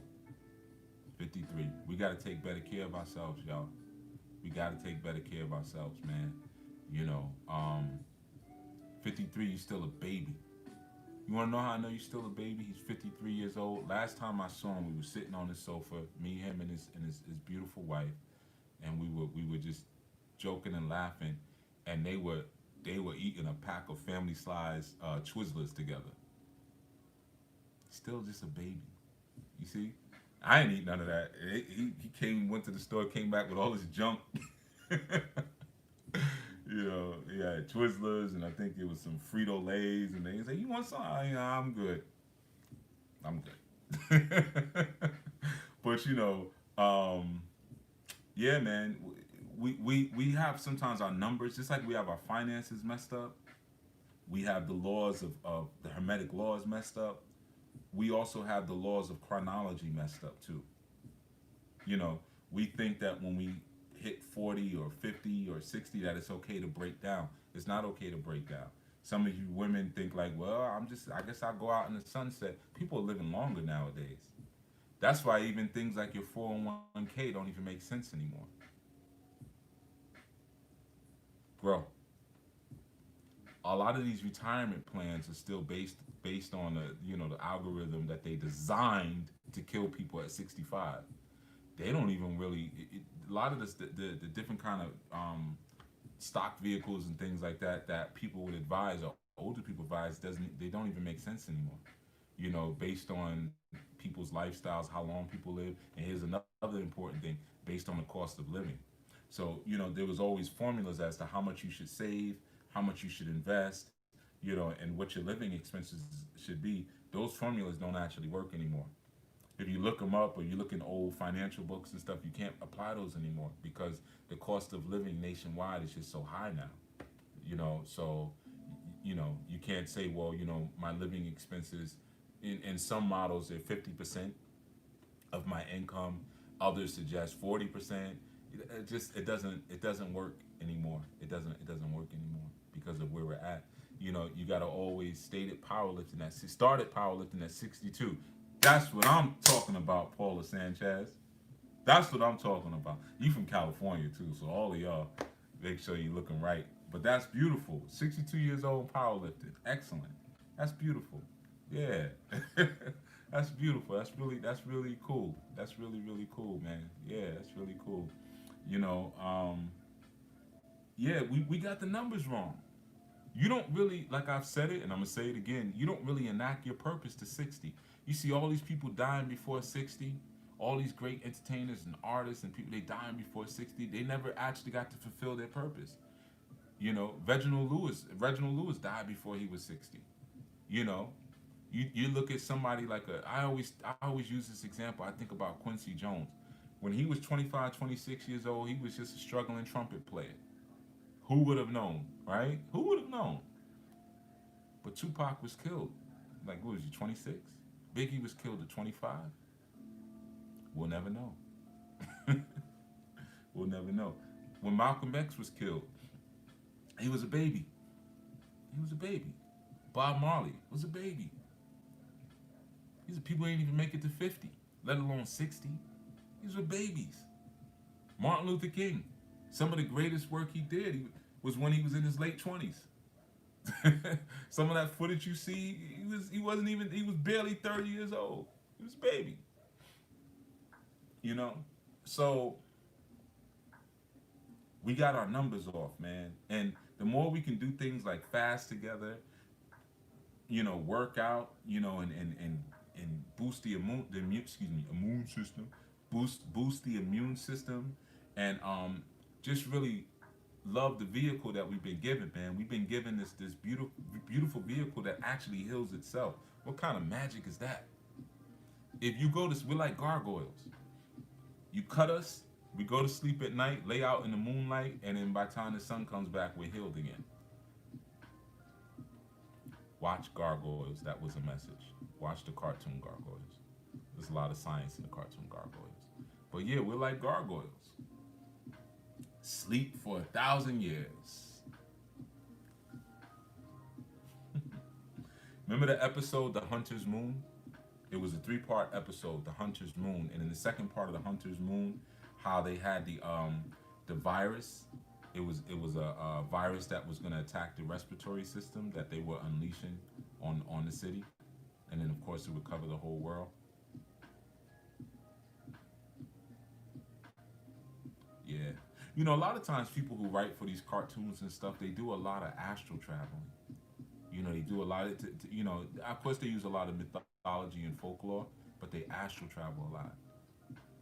George Lucas talked about astral travel when he started to design Star Wars, and he said a lot of these figures that he saw in dreams, like R2D2. He said he saw R2D2 in a dream, you know. And of course, we look at Yoda, and, you know, we look at Jabba the Hutt and all of these different characters, and we realize you're not that creative, bro. Like you didn't just come up with that. You're not that creative. And you know, you always gotta have an astral mate when you get to the higher realms. You always gotta have an astral mate when you get to the higher realms. When you don't have deep set melanin. Anybody ever saw a picture of George Lucas's wife? Anyway, I don't want to get off into that. Grow. So yeah, man, I just wanted to share that. I know we've been on for a while, and I really just wanted to like give you. I didn't really want to make today too deep, but I wanted to really just give you all credit and like a fist for those of you who've been going through the fast and well, some of us got another day, some of us got a couple more days. You know what I mean? But if you ended today, that's cool too. 3 days, that's what we was doing. So don't feel obligated because other people are going longer. Everybody's body is different. Everybody's system is different. And I know some of you probably already made your food. Right? You probably started planning your after fast meal. So you probably already got it sitting in Tupperware in your refrigerator now, and you got it all planned out. So I don't want to mess up your plans, for your fast break. But yeah, man, we got to focus more. Oh, you cheated, Ruhia? That's okay. That's okay. Well, it's not okay, but at least you're being honest about it. You know, there's always the next solstice that comes up. Oh, the audio is low. Yeah, it's always low when I use this device. But there's always the next solstice that comes up. Um, there's the new year, which is not in January. There will also be another equinox after that. So you have other times, but sometimes when you're fasting, it also gives you an opportunity to see where you're at. So you may have cheated, you may have been hungry, but that tells you it's like a test. Like, okay, I got a little problem here. Because if I can't go 24 hours without eating, or if I'm just juicing and I can't go 24 hours without juice, something's wrong with me. Something's really wrong with my body, and probably not just my body, something's really wrong with my brain. And again, you got to always think about survivalism, man. I always cite it, and I don't mean to be insensitive to the loss of life, but I always cite Katrina. How many people perished because they could not think clearly, because they were not used to going 8 hours, 9 hours without eating garbage? When people were dying and dying in that water, how many toxins were coming up out of their skin from eating po' boys all day, and crab daddies and all the other garbage all them scavengers that they scrape off the bottom of the sea floor down there and call good eats. You see? So it's not just about um, getting strong or now, but it's about preparing for what's coming. I told you even before, like you having trouble and you can't, with the food, get out into nature. Well, part of the reason you need to get out into nature is because you need to get out into nature. I've been telling you for the long. Get out of them cities. Everybody doesn't have to move to the rural south or anything like that. I'm not saying that because you get out of the city first here. This is where you first leave Babylon, and you start to look at the amenities of Babylon, and you start to look at it and say, you know what? Do I really need that? Is it that important? I had relatives that transitioned in the city, and I know their life would have been extended if they would have left the city.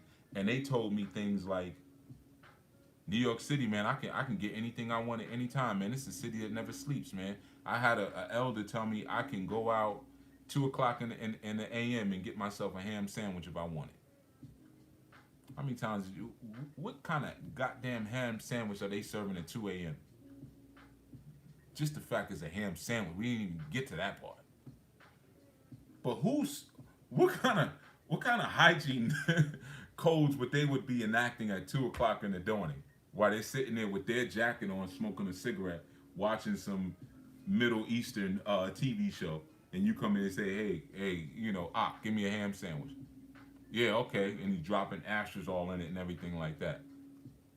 You see, the standards that we have become so accustomed to is so sad, and it's because we're stuck. We're chronologically stuck. You got a lot of people still stuck in the 60s, 70s, 80s, and 90s, and not understanding that other places have expanded beyond these metropolises.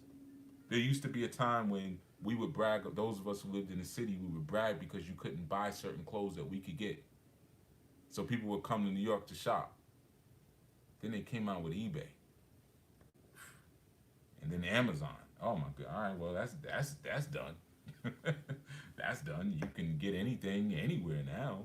You know. Yeah, convenience over quality. Exactly. Why would you want to go to a corner store to get a piece of crap sandwich when you can go to a market and get fresh produce? Yeah, that maybe if you're a little further out, you got to drive to the market, but you're extending your life. You see. So this is what I'm saying. Like these things, like the fast and getting out of nature, you may not do that well at it at first. It's okay. Just be consistent with it, and it gives you a inkling of where am I right now. Where is my system? Can I go 2, 3? Like I do drive fast, like it ain't nothing. I go 3, 4 days with nothing. It ain't about Atlanta wanted clothes, New York wanted Glocks. Yeah, yeah. You know, that's a excellent way. That's an excellent way to put it. You know, but we want clothes too. We are the center of fashion. At least we were. You know, and those things come and go. But yeah, guns was real important too because unlike the South and stuff, they encourage people to protect themselves. So people ain't so quick to run up on you, or run up in your house or your apartment or whatever like that. In New York, typically, if you have a pistol, it's because you are involved in something underworldish. Because they make it so difficult to have a pistol, And if you know I need one, my motto has always been and always will be: better get caught with it than without it. And I'm not changing that for nobody. I mean, I don't own any firearm or anything like that, but if I did, better get caught with it than without it. So I'd rather get caught with this gun and do 3, 4 months on Rikers Island than get caught without it when somebody feels like they want to brutalize me and oppress me and be doing the rest of my physical existence in a box, you know. So yeah, I'm not making it a North versus South thing, anything like that. But I'm just saying that these things that we're going through, they give us an opportunity to just really see where we're at. That's all. Don't feel bad if you couldn't make the whole 3 days or you ate something, but just document it. Like, yeah, after 12 hours I cracked. After 18 hours, what was I doing that was bringing these cravings? Do I hate my job? Maybe I was on the phone with my job and it made me feel, or I chose to feel less than. So as a result, I ate some food to feel better than. Do I find myself hungry when I'm around certain people? I was on the phone with my this or my that, and I started feeling hungry because they were draining my energy. It's hard to fast when you're around bloodsuckers. Just like I told you yesterday, when you feel guilty, it's hard to heal and it's hard to grow. The two can't exist together. Or sometimes you're unable to get to the fast because you're fearful. Like I said, let's do it together. Why? Because it's a coalition. That means it's love. Love is a connectedness. And you got to understand really the antonym of love is fear. We say hate, and it sort of is, but hate is a product of fear. So really, what brings forth hate is fear. You know, so I'm fearful. You know what I mean? So now I hate myself because I couldn't get into the through the fast, or I couldn't last 3 hours. I couldn't last 4 hours. You know, um, and it's because maybe I'm fearful of something. You know, I'm afraid to really move into that place, even where I'm connecting with these group of people. Chief said we got like 100 people doing a 3 day liquid fast. I have trouble getting with people. That goes back to yesterday's message where I talked about what subconsciously programs us and what puts us into bondage over periods of time, man. A lot of times it's that fear that's been and planted inside of us, which becomes the hate, you know. But it's that fear that implants inside us that now drives us to not truly knowing ourselves, and drives us to never really wanting to be free. So sometimes we start a fast and we're like, oh my God, I'm gonna starve. Like I said, that's how Esau sold his birthright. Coming in from the fields, I'm gonna die if I don't eat. It's one day, bro. You'll be alright. But that fear. That's why we wince. Somebody does that and I don't want to die. You know, and there's nothing wrong with that, but a lot of times you got to be able to see fear as a person. And I know some of you started writing those divorce letters I spoke about. I'm so proud of you. Some of them, some people have taken screenshots and stuff and pictures. Um, Fear is a person. Fear is a person, man. And you can invite fear into your life or maintain the presence of fear in your life. Or you can divorce yourself. Give fear rid of divorce. Like, yo, you can't come back around, man. I'll let you go be with somebody else, but you can't be with me. And I know you're gonna come back. I know I'm not stupid. You're gonna come back, but there's certain things I gotta face you with. So sometimes we have trouble connecting with ourselves and loving ourselves because there's a fear. There's not only a fear of ourselves, but there's a hate of ourselves. One of the things that's why peace, Georgina from the Netherlands. You usually give us the weather when you dial in. What happened to the weather? You think I didn't notice, but you usually say it's this temperature over here. um, but sometimes that fear and that which is a hate of ourselves causes us not to really learn ourselves. Gray and cloudy. Okay, thank you. So anybody, if you're on your way to the Netherlands, it's gray and cloudy. You know what I mean? You don't need your shea butter to keep you from burning up. Um, yeah, but like I said, man, when that lack of love for self is there, you don't want to know self. Knowledge of self is a journey that begins with the journey of love, or a stimulus and a spark of love. I want to know myself so much that I love myself enough to want to know myself. So when you took the fast, Rahia, and any of you else who had an issue, I'm speaking to all of you. You might have found, man, I couldn't get through it. I had a little trouble, or I'm hungry around this time, or my stomach was growling. I felt like I was gonna die. Um, that within itself was an act of love. That's what I'm telling you. Don't feel bad because you're getting to know yourself. You feel yourself worthy of knowing. You're listening to your body, or you're listening to your mind. And even though you're like, man, I cheated, I didn't make it. Think about why. Why didn't I make it? I mean, shoot, it ain't really that hard. Because truthfully, if I was busy all day and didn't get to eat, I'd be all right. Like I'll be all right, I'll get something later or whatever. So what was it? What was surrounding my condition that made me feel like I had to fill something up? My body feels as though it needed a break from food. Yeah, most of the time when you're going through something, that a lot of times is the solution. But again, you got to know your body, right? Most of the time when I'm not feeling well, I need food. So you got to know yourself. you know I was with a sister many years ago where every time if I was feeling a little something, she would like be like, okay, yeah, Bobby, you need to fast. And I was like, no, you need to fast. You're a foodie. I need food. And sure enough, I would eat. I'm good now because I don't sleep much. I don't eat much. So I know when certain things need to be filled in. There's certain combinations I can't have it going on at the same time. You know, so knowing yourself is an act of love. So that's what y'all are doing right now, man. Don't feel guilty if you didn't make it through. And I do eat meat or sweets. It doesn't sit on me right nowadays. Meat, yeah. Maybe you're not a natural meat eater, or like I say in the Anu way, if you want to eat meat, you can eat meat, but catch, kill, grow, and process the meat yourself. I mean, how could you trust these people? Every other day, it's a new bacteria outbreak in salami, you know.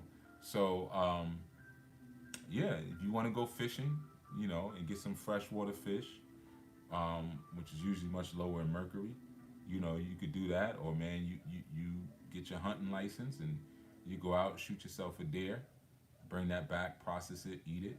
Or if you want to grow your own chicken, although chicken is such a filthy animal, um, it's really an unclean beast. You're gonna eat chicken, you might as well eat pork. That's why they shove chicken down y'all throats all day. And black people love chicken. No, it's like you might say black people love swine and chicken. No, we don't. We don't love swine and chicken. They just shove that down your throat. If you like eating birds, try quail. Try quail. Quail is clean. Quail is a clean bird you can eat.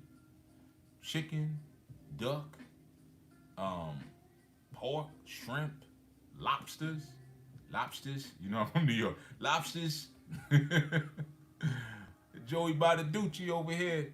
But yeah, lobsters. I guess that's how y'all would say it. Lobsters and shrimp, things like that. No bueno, man. That's bad news bears. You know, so sometimes you got to look at the things that they shoved there. Facts, I had 17 chickens and they were like pigs. Ate rats, mice, snakes. Exactly. Chickens eat out of each other's behinds. Think about that. Now, I've been around live chickens for many years. I am not a stranger to African Guinea, live chickens, goats. I've sat in a yard and just observed, just watched them. Just sat and watched their nature. Especially with chickens, you be like, ugh, you gonna eat that? You gonna eat that? You know, but like I've often said to you so many times, whatever this society tells you to do the opposite, and you usually be you'll be all right. That's a like good rule of thumb. Whatever they're advocating in mass, just do the opposite. So everywhere you go is chicken, chicken, chicken. I love my chicken, chicken. Every joint got a different commercial. Every place sells chicken as if they're so much cheaper and easier to grow than other birds. You know, but there are other fowl of the air that you can eat if that's what you want to eat. You know, um, and the shrimp and the pork and all of that, and anything without a scale, it's just like I gave you the breakdown on that one. Check out the segment "Be a Fisher of Men." If you ain't got no scales, you ain't got no filters. Some of y'all ain't got no scales. That's why you so unclean. You just taking anything. You taking any old garbage ass, excuse me, any old garbage information or anything like that, man. You don't have scales. You love shrimp, huh, Ruhia? Yeah, well, that's nasty, and that's hard to imagine because I remember you putting in the post that you came up as a Muslim. So how could you love shrimp and you came up as a Muslim? That's like a Christian who eats pork. Two don't go together. Just based on the Levitical laws. How could you be a Muslim and you eat shrimp?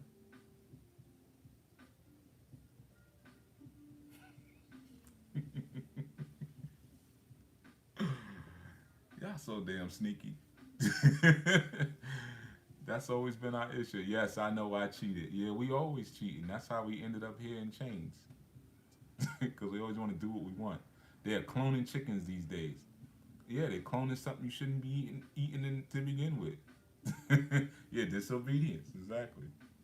That's always been. I ask for forgiveness. Come on with that garbage.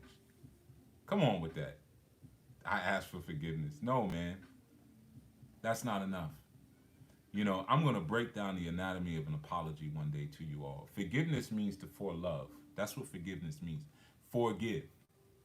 That's like me. That's like me going to your house before I meet you and giving you a jacket. I forgave you.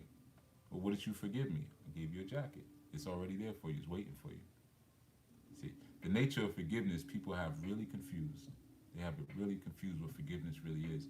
When you're speaking about it from a divine perspective, it means love has been already given for you. That's what forgiveness means. Love was already distributed to you. Okay, so you don't have to ask for it. You don't have to pray for it. You don't have to affirm for love. You've been forgiven, even though you're a piece of crap. Right? You could be a piece of crap, but love has already been given to you. That's forgiveness. So when it says, God so loved the world that he gave his only begotten Son, that whomsoever shall believe on him shall not perish but have everlasting life. The world that he was talking about was his children. He was talking about the nation of Israel. That was the world that he created, and he was saying the world is that sinful place. So I loved you, and I did this before you even sinned, before you were even disobedient. I loved you, but that doesn't mean that you don't follow the laws. Remember, he said, I came not to destroy the laws, but to fulfill them. So it ain't enough to just eat some crap and be like, well, we ask for forgiveness. No, that's not how it works. You already got forgiveness. They already gave that to you. Just like sometimes we got messed up family, right? They do really foul things to us. And you say, man, I can't be around my cousin, JoJo anymore. I'm just making up a name. I can't be around cousin JoJo no more, but I love him.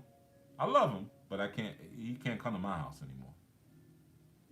I love you. I'm gonna love you. I've been loving you. That love ain't the issue.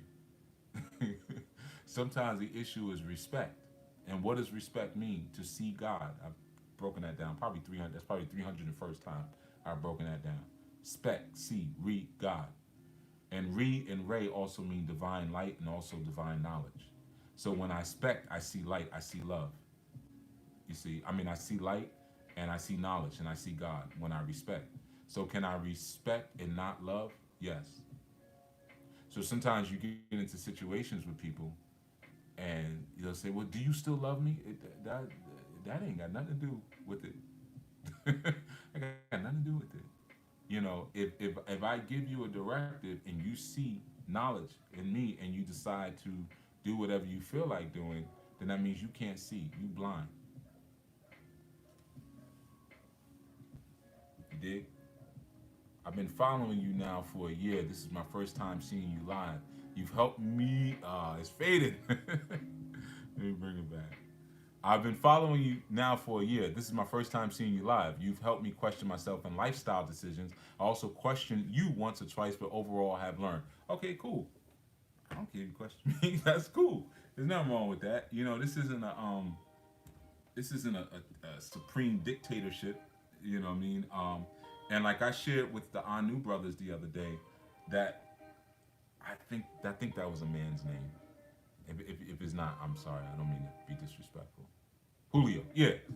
So, let me turn my music down. Yeah. So Julio, like, men ain't really supposed to be agreeing all the time. That's the nature of men. You know what I mean? So that's totally fine. Especially when you're building leadership inside of a man, and I'm building leaders. I'm building warrior healers and leaders. I've said that so long ago, and I say it now. My goal is to become obsolete. That's my goal, to become completely obsolete, where I do a live, and the only person on is like maybe one of my children or my spouse or something like that. Like, anyway, we good. We good on Chief Yuya. That's what I want. We good on Chief Yuya, right? Um, so that should be the goal of any teacher or any initiative, is if there's an exigence, and exigence is just there's a pre-existing condition, and you establish a coalition or you establish a mission or you establish even a nonprofit to address that situation. The goal, the ultimate mission statement of your nonprofit or of yourself, your personal mission statement should be to make your organization obsolete because you've now resolved what the issue is, you know? So the very nature of masculinity and manhood and leadership is that we not gonna agree on everything. That's where now the beauty of coalitions come in. Well, I'm gonna do my thing over here a little bit, but I'm with you. I'm with you, but I'm gonna go over here. Okay, and we'll work together. Maybe my daughter will marry your son, or your son will marry, your daughter will marry my son. We still in there. We still have a cultural imperative. We're kind of like French people and Spanish people, or German people and Russian people. Well, not no. Let's take the Russians out of it. Or German people in ain't the English. No matter where we go, we're gonna be the supervisors. You see, that's a combined imperative. Yeah, we're from different nations, but we all have the same cultural imperative. Wherever we go, if we see someone who is not like us and does not have our genetic and ethnic origins, we have to rule over them. We have to be their supervisor at the very least, even if that's not our official title. See, that's an imperative, right? So it's the same thing with this experience. There's gonna be men who come along like, I didn't even like when he said that. I don't really agree with that. Good, good. That's how it's supposed to be. You're a leader. So a leader means that there's a direction, and there's we're multi-dimensional. So it may be a strain here. We're all on the same road, but you might like running in the left lane or running in the right lane. I might like running straight down the middle. Or I might like to zigzag a little bit. Like, I ain't into all that zigzagging. Can we just run on the right? I'm not running on the right. Okay, well then I'm gonna go over here and run on the right, but I see you. We're still in the same race together. You see? Whenever you have a teacher or anyone who is offended, and I've seen that. I've seen people block people, curse them out. Now there's a way to disagree respectfully. Yeah, I'm gonna block you if you rude. If you don't know how, or if you don't know your place, yeah, I'm gonna block your ass. Like I said, I'm building leaders, but if I'm building leaders, that means you ain't where I'm at. That's just the honest truth of it. You know what I mean? So I'm not gonna sit here and pretend. I used to do that for many years, pretend like people were where I was at. You can listen to my segments, you hear me. When I say things like, well, of course we all know this, and of course we all know this name means that. I would say that just to make people feel a little bit. I ain't doing that no more, man. F that. People don't deserve it.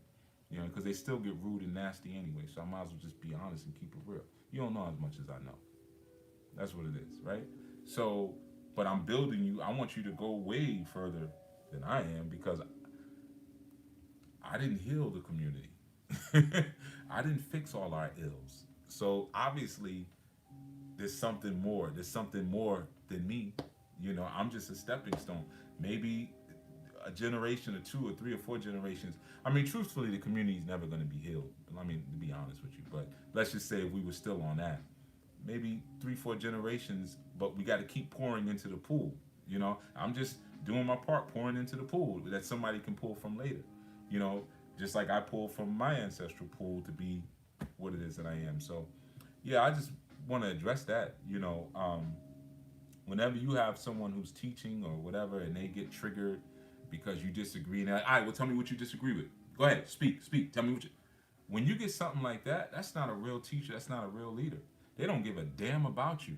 All they want is to be worshipped. That's someone who's into self idolatry.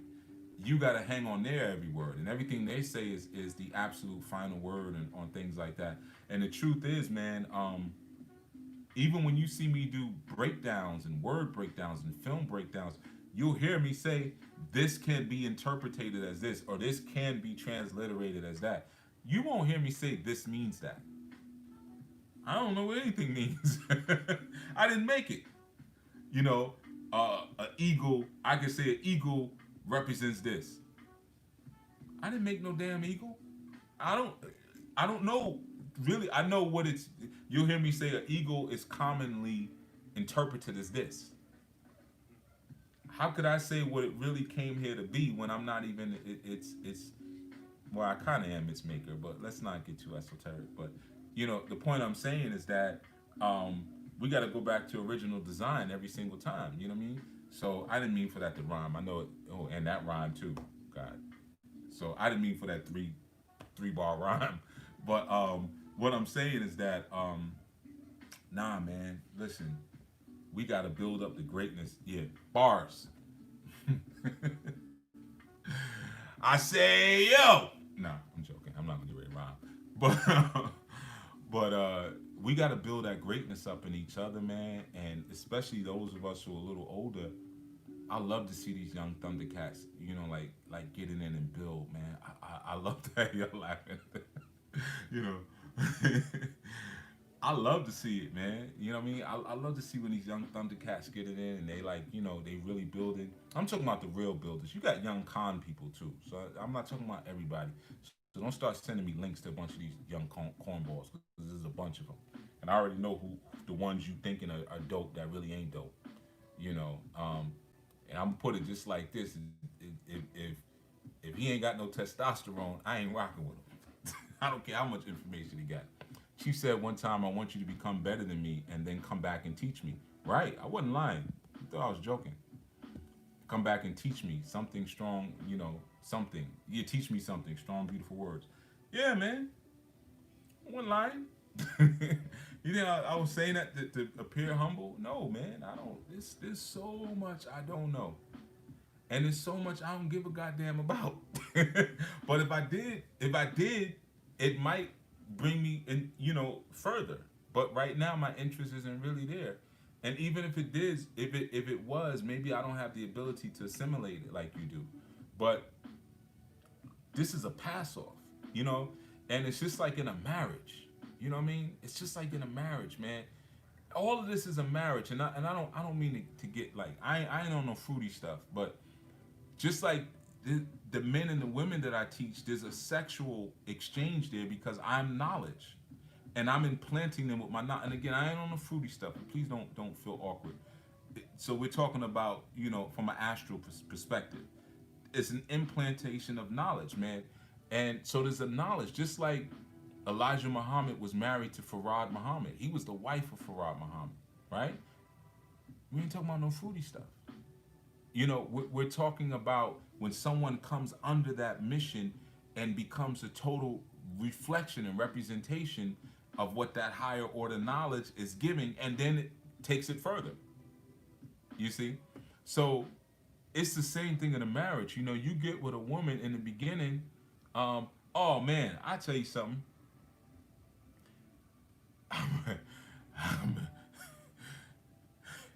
I remember one time my grandmother went upside my grandfather's head with a frying pan. I shouldn't laugh. I'm sorry. I'm sorry, Grandpa. I only laugh. But damn man, now I think my grandfather stayed getting beat up, and that because I remember my great grandfather beat him up for putting his hands on my grandmother when they were like real young, when they were first courting. He tried to get slick one night. And he told me about it. He was like, "Yeah, man, I remember when I'm not gonna say my great grandfather's name, but we all got the same head. And he would say, let's say his name was Jack. His name wasn't Jack, but we're gonna say Jack. He would say, yeah, y'all. He would call us jackheads. Y'all got them jackheads. And he said, I remember when old Jackhead beat my ass that time in the hallway. I said, why he beat you up? He said, man, I call myself trying to put my hands on your grandmother. He said, I call myself trying to put my hands on your grandmother, man. And he came out, man, he wore me out. you know? So, I remember that story. And then I remember one time we were at a family dinner. He had a knot on his head. Give thanks, Haitian Queen. Give thanks. You at work, huh? Well, yeah, I was like, yo, what happened to your head? He was like, man, grandmother hit me with a frying pan. But this is the point I'm making, man. No disrespect. My family, they don't mind using these, There's a point when we're younger as men in a marriage where we dominate. In particular, we dominate physically. And then there's a point as we become elders, if we're fortunate enough to become elders, number one, and number two, if we're fortunate enough to be with someone that will put up with our elder self, and we get to that age, what happens typically is that the woman will become stronger than the man. You see that so very often, you know. Sometimes it could be because the woman was younger than the man.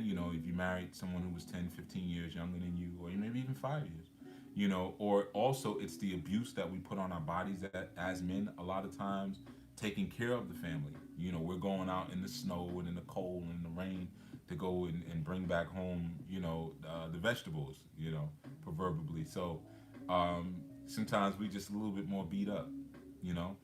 Um, but what happens is that a lot of times that now the woman is allowed to come in, and she's like going upside your head with frying pan. But not just that, but she's like, helping you fix your shirt. Maybe your dexterity isn't there like it used to be, or maybe you having trouble with the kitchen faucet or whatever. She's turning up. She might be opening up jars for you, and things like that. And maybe just because she's learned the sciences of heating and put it under some hot water and things like that. But um, the relationship always there comes that that turnaround, or that change in duality, and that's really a tantric principle. It's really a tantric principle. Where you learn to shift polarities, and it doesn't mean that she becomes the man in the relationship. That's not what we're saying. But she becomes. There's a time when you first get with a woman, she's more powerful than you, but she's not as strong as you. You know, and it's just like when you have children. The children are the most powerful and the most energetic, but they're not the strongest. So as a man, you're able to compress the power and the energy of your family. You see, so we can recognize a woman's power, but power is can be controlled and wielded with strength, right? So that's how the man, he oversees his family, but then it comes a point where he becomes less strong. So now, as she becomes less strong, and he becomes less strong, excuse me, and she becomes wiser, she now meets him, right? She meets. So now power is on equal footing with strength, but now it's power coupled with wisdom, so it's not destructive. You see, when you don't have that man present and the strength of the father isn't there, you'll have these powerful. Sometimes it's sexual power, and they don't have the consciousness. They haven't connected Shiva and Shakti. So they only have that Shakti energy where it's like I can go and I can do this and I'm wow, wow, wow, wow, wow. And I have all this sexual power. I go on the block and men buy me food and clothes and sneakers and dresses and take me here and this and that and give me money. But they don't have the consciousness to accompany it. You see, because there's no father at home. There's no Shiva that's saying, you know, yeah, you're beautiful, baby. You're beautiful. You're powerful. You're all that. But you're not going to the movies with them Friday. Oh, come on, hey, hey. Because that strength is there, right?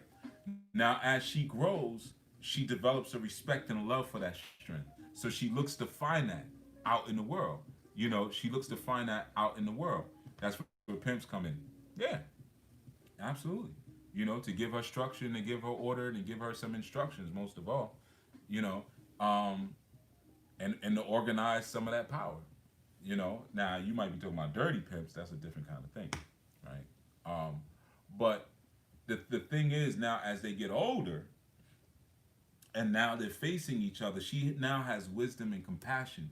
So now she sees him. She doesn't disrespect his lack of strength. Although my grandmother stayed doing that. Yeah, my grandmother stayed mushing him, and we'd be at the dinner table. Because he had a mouth on him. You know what I mean? He'd say some of the wildest stuff to her, and next she come out that kitchen. You see something drop, and she come out that kitchen. And he, hey, yeah, hey, don't be showing off because your grandkids is here. Hey. you know, that was a normal. You know what I mean? But it is what it is. They loved each other. They just had a very interesting way of interacting with each other. But you know, so what I'm saying is that you know, it's that wisdom coupled with the power that now allows her, in many senses, to become Big Mama. She becomes the matriarch. So Grandpa's over there. He may not be as articulate anymore. His vision may not be as tight anymore. But he's done his job. He's poured into this woman who has poured into the babies. And now it's time for her to use her strength and her power and her wisdom to see him through. You see? So that's me saying, yeah, man, learn with me, surpass me, and come back and help the old man out. Help the old man out. You know, technology is changing all the time. There's gonna be a time when you like, you still doing YouTube broadcasts? Why don't you do a Chief Yuya? Why don't you do a virtual reality broadcast? You could do VR now, and people could be sitting in the room with you. It'd be holograms, and it's like you're right there. You know, they could smell the sage in the room, even. Oh, okay, I didn't know that. I'm still sitting here with my stand that I bought from the super chats back in 2020. You know, so just to give you an example of how that works, man, and that only works when you have a community. You see, some people have had the fantasy vision of having that, but there was no community. So when they went into their elder years, the community just shat upon them. To be honest with you, I'm not gonna list names, but just say anybody, any elder in the conscious community, any of them. I'm not gonna list no names, but ain't none of them got what they should have. Don't even have any streets named after them. At the very least, nothing. No buildings named after. We ain't even got any stores named after. Then again, you have a fictitious. Let me leave that alone. We have no real working schools or businesses or anything named after these elders. Um, Not to mention support for their families and things like that. You know, so that's what I'm saying. That should be the goal of any teacher, man. And it's also a method of survival. But I enjoy watching you all grow. When you're telling me I did the fast, this is my first fast. Believe it or not, I like to hear about that, man, because I remember my first fast, and I know some of the challenges there, but also I like to know that you're growing. If you're not helping the next person to grow, you're a piece of garbage. Straight up, you're a piece of garbage, man. If you go through this life doing nothing for no one, you're a piece of crap. You know, how do you not be a piece of crap in life? Well, you got to emulate the divine. You have to emulate the divine. What does the divine do? It shares, it evolves, it grows, it gives. So if you're not doing that, what are you emulating? Nothing but a spiritual waste product, flesh. You see, you're just an afterthought. You all about yourself, just an afterthought. But the pure and original and supreme thought is constantly giving. Right now, you get off this live and you go meditate. You know what's gonna happen, right? Something's gonna be shared with you. Nothing is ever withheld from you, ever. Nothing is ever withheld. You know.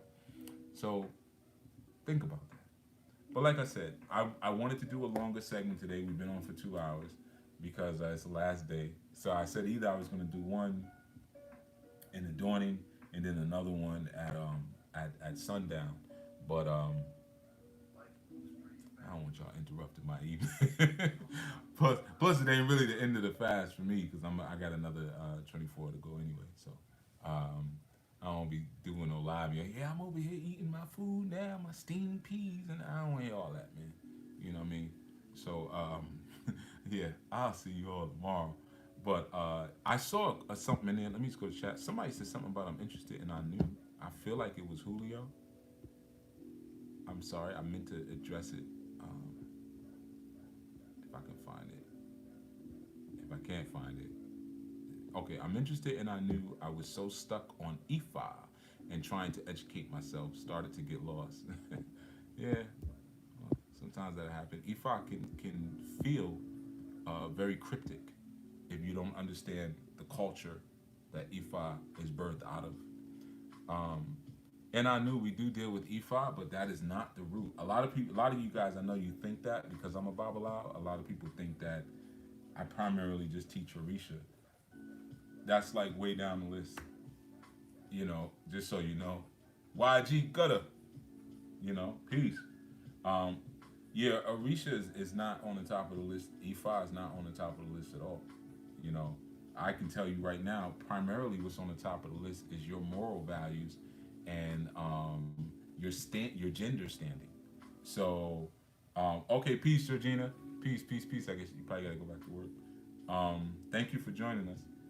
But what's on the top of the list, and I knew is your moral code, what you're moving as a man or a woman. Are you really manifesting yourself as a man? Are you manifesting yourself as a woman?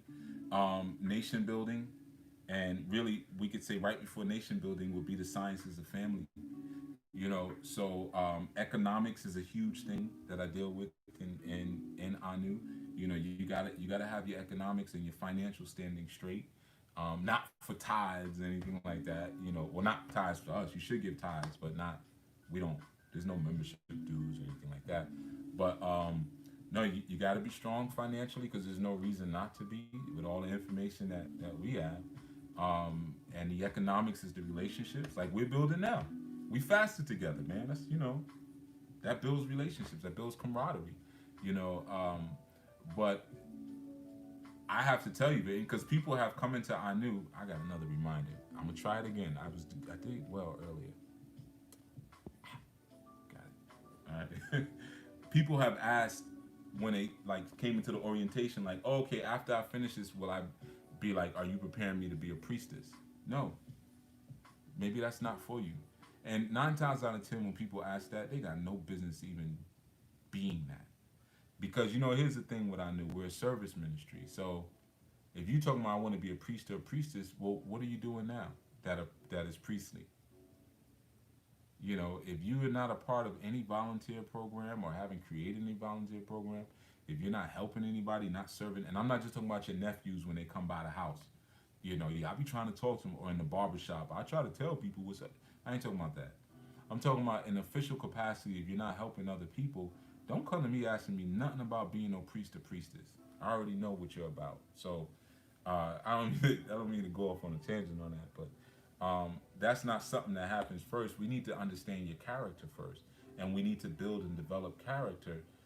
We got to deal with the concrete, because you could be deep and you could have all of this information and everything and be a scumbag, and that's pretty common in like conscious circles and things like that. So um, you will learn about Ifa. You will learn about mathematics. You'll learn about understand your compass more than Ifa. I woke up today, found command the day this time live. I missed the rest of it. I need to do something with the site. I saw something like that. But yeah, you're gonna learn those things, but that's not the priority. Are you acting right? Can you bond with other people? Because this is about nation building, and I know we love Ifa, we love Orisha, but they have different issues than we have here in North America. So our medicine is a little different. We don't have families. They have Ifa and they have families, so they're not so beholden to the Ile like we are. We gotta go see Baba. We gotta go see Iya because we ain't got no mothers and fathers. So um, the science of family building is a very big thing inside of Anu. But in order to build a family, you got to know what the heck you are because you got to know how the parts fit. If I don't know, like I said in a previous segment, if you don't know the purpose for something, you inherently abuse it. So if I have a staff and I don't really know why I built the staff as the creator or as the maker of self, I'm not going to know how to use my staff. What is this thing for? Is it for pleasure? Is it to urinate? Is it, to whatever? You can go through the list, So you have to learn self. Knowledge of self comes before any other stuff. So you're, first of all, not abusing yourself and not abusing. And then when you start to learn other people, like I said, if we truly knew who and what we were, we wouldn't do certain things. we wouldn't sell drugs to each other or try to manipulate each other or take each other's financial resources and things like that if we really knew the purpose for each other and the purpose for each other in our lives, you know. So anybody who's thinking about it, you know, just so you know, you're not gonna come and people think they go through the orientation, which is about 3 months, and at the end of 3 months, I'll be a priest or a priest. Stop wanting to be a priest or a priestess. Try that one because it's not fun. And sometimes you want titles of honor because you haven't been able to achieve anything else in life. You broke, you got no money, you got no friends, you got no healthy relationships, your children are a mess. So you're like, well, if I can go become an Ogun priest or a Babalao or a Oshun priestess, then now people have to, I can get this long name and people have to give me honor and stuff like that. We not playing that game. You go do that with somebody else.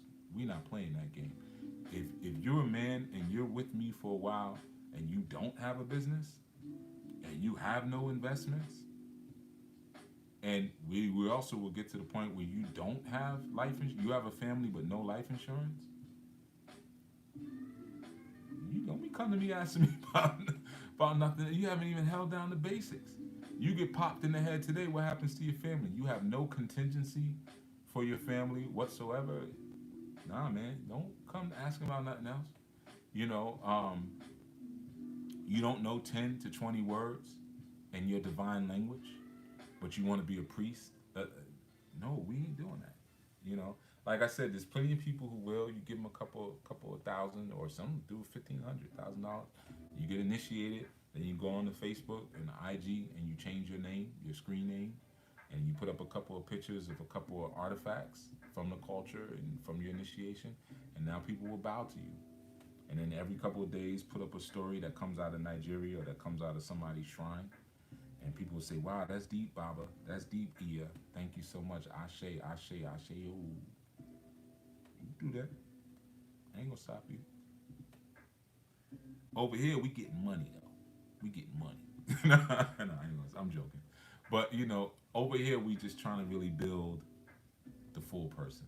You know, and a part of that is the spiritual, but it's also the emotional, the mental. There's a lot of psychological training inside of our new, not psychological drifting, because a lot of us are already psychologically drifted.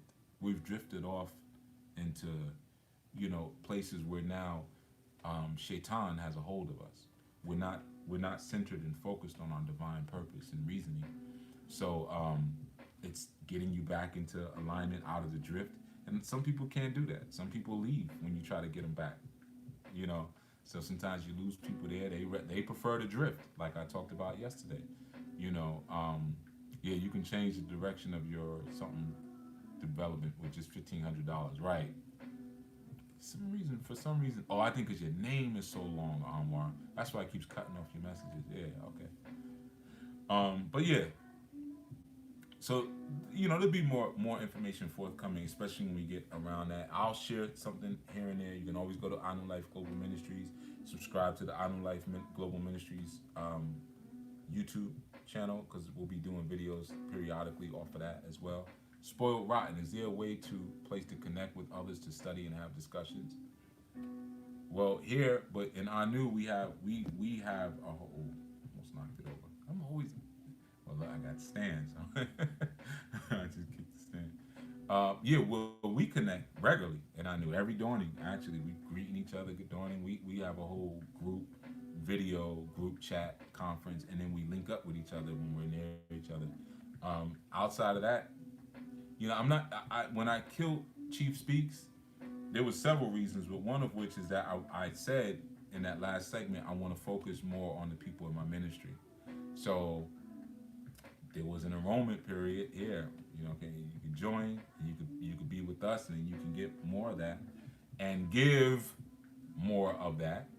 Um, but a lot of people, some people signed up, some people didn't. You know, and like I said, it's coming around in March again. But I'm not doing a whole lot of peace, Fase. I'm not doing a whole lot of like lives, and you can call me and ask me questions because there's no point in answering your questions or helping you because it's not building the nation that we're work grow that we're working on building. It's not. it's not building anything. It's just for your own personal enrichment. And a lot of times, some of y'all try to stay close to this information so you don't have to bond with other people. And then you can skip away. And I'm not talking about you. I don't remember the name of the person who asked. I'm just answering generally. So I don't want you to think I don't even know you. I don't even remember your screen name. But a lot of people want to skip away and say, yeah, I'm just I study by myself. I'm with my and you ain't with yourself because you asking me questions every couple of days. I'm teaching you. So that's not cool. I'm gonna get into that. I was decided I was gonna do a segment about that and just explain the sickness and people with that mentality where I go figure it out on my own. I'll go study on my own. That didactic learning has a place, but it's also a sign of a certain social sickness. And 9 times out of 10, that's someone who's disobedient, unruly, and hard headed. That's why they don't want to study with other people because they never want their theories challenged. They want to just sit, even sitting and doing a live. If I could just do, oh, spoil right, yeah, you would want to ask, yeah, I'm not getting on you, spoil right. Like I said, I didn't remember your thing, but that has come up often, and it's not a knock on anybody. I'm saying it's something that I said I got to stop doing this because some of the people I was teaching in these lives and stuff turned like went off to do some real devilish stuff, even using the information that I was teaching. Some of y'all don't think I know, but you don't realize that when you get on Facebook and you doing this and you doing that and IG, people send me the videos. I don't say anything to you, so when you see me again, you're like, "Hey, peace, Bob. Hey, peace, so and so."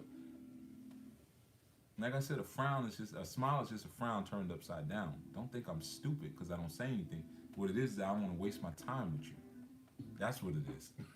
But a lot of people did that. They jump on a live, they ask a question. So what, and then they'll go try to teach a class on the same thing they just asked me, but never cite back where they got the information from. And let me just tell you, all of you who are doing it, I know you. I know you. And you'd be surprised, like, how things come out. Like, you'd be shocked, like, who I know and who you don't know that I know. I had a sister, she ain't a sister, I had a female in a certain state. She left Anu because she couldn't take correction and things like that. It was a long thing. And she linked up with some enemies recently, like that was supposed to be something that I'd be concerned about. Just a band of lifetime losers. And when she left Anu, was teaching Anu spiritual training classes in the state that's North Carolina. She was in North Carolina. I'm just gonna say that, and was teaching Anu spiritual training class in North Carolina. Now, after the first, they were using Meetup. After the first Meetup, one of the women who attended the class, she didn't know I knew her, sent me a picture of them taking a group picture. She was like, "Yeah, let me get a picture." Didn't know the woman was doing that to send it to me, and sent it to me. He was like, "Baba, this is what's happening. She's down here teaching your whole class." I had another dude doing that in New Orleans. Left Anu, and then was teaching Anu spiritual training in New Orleans.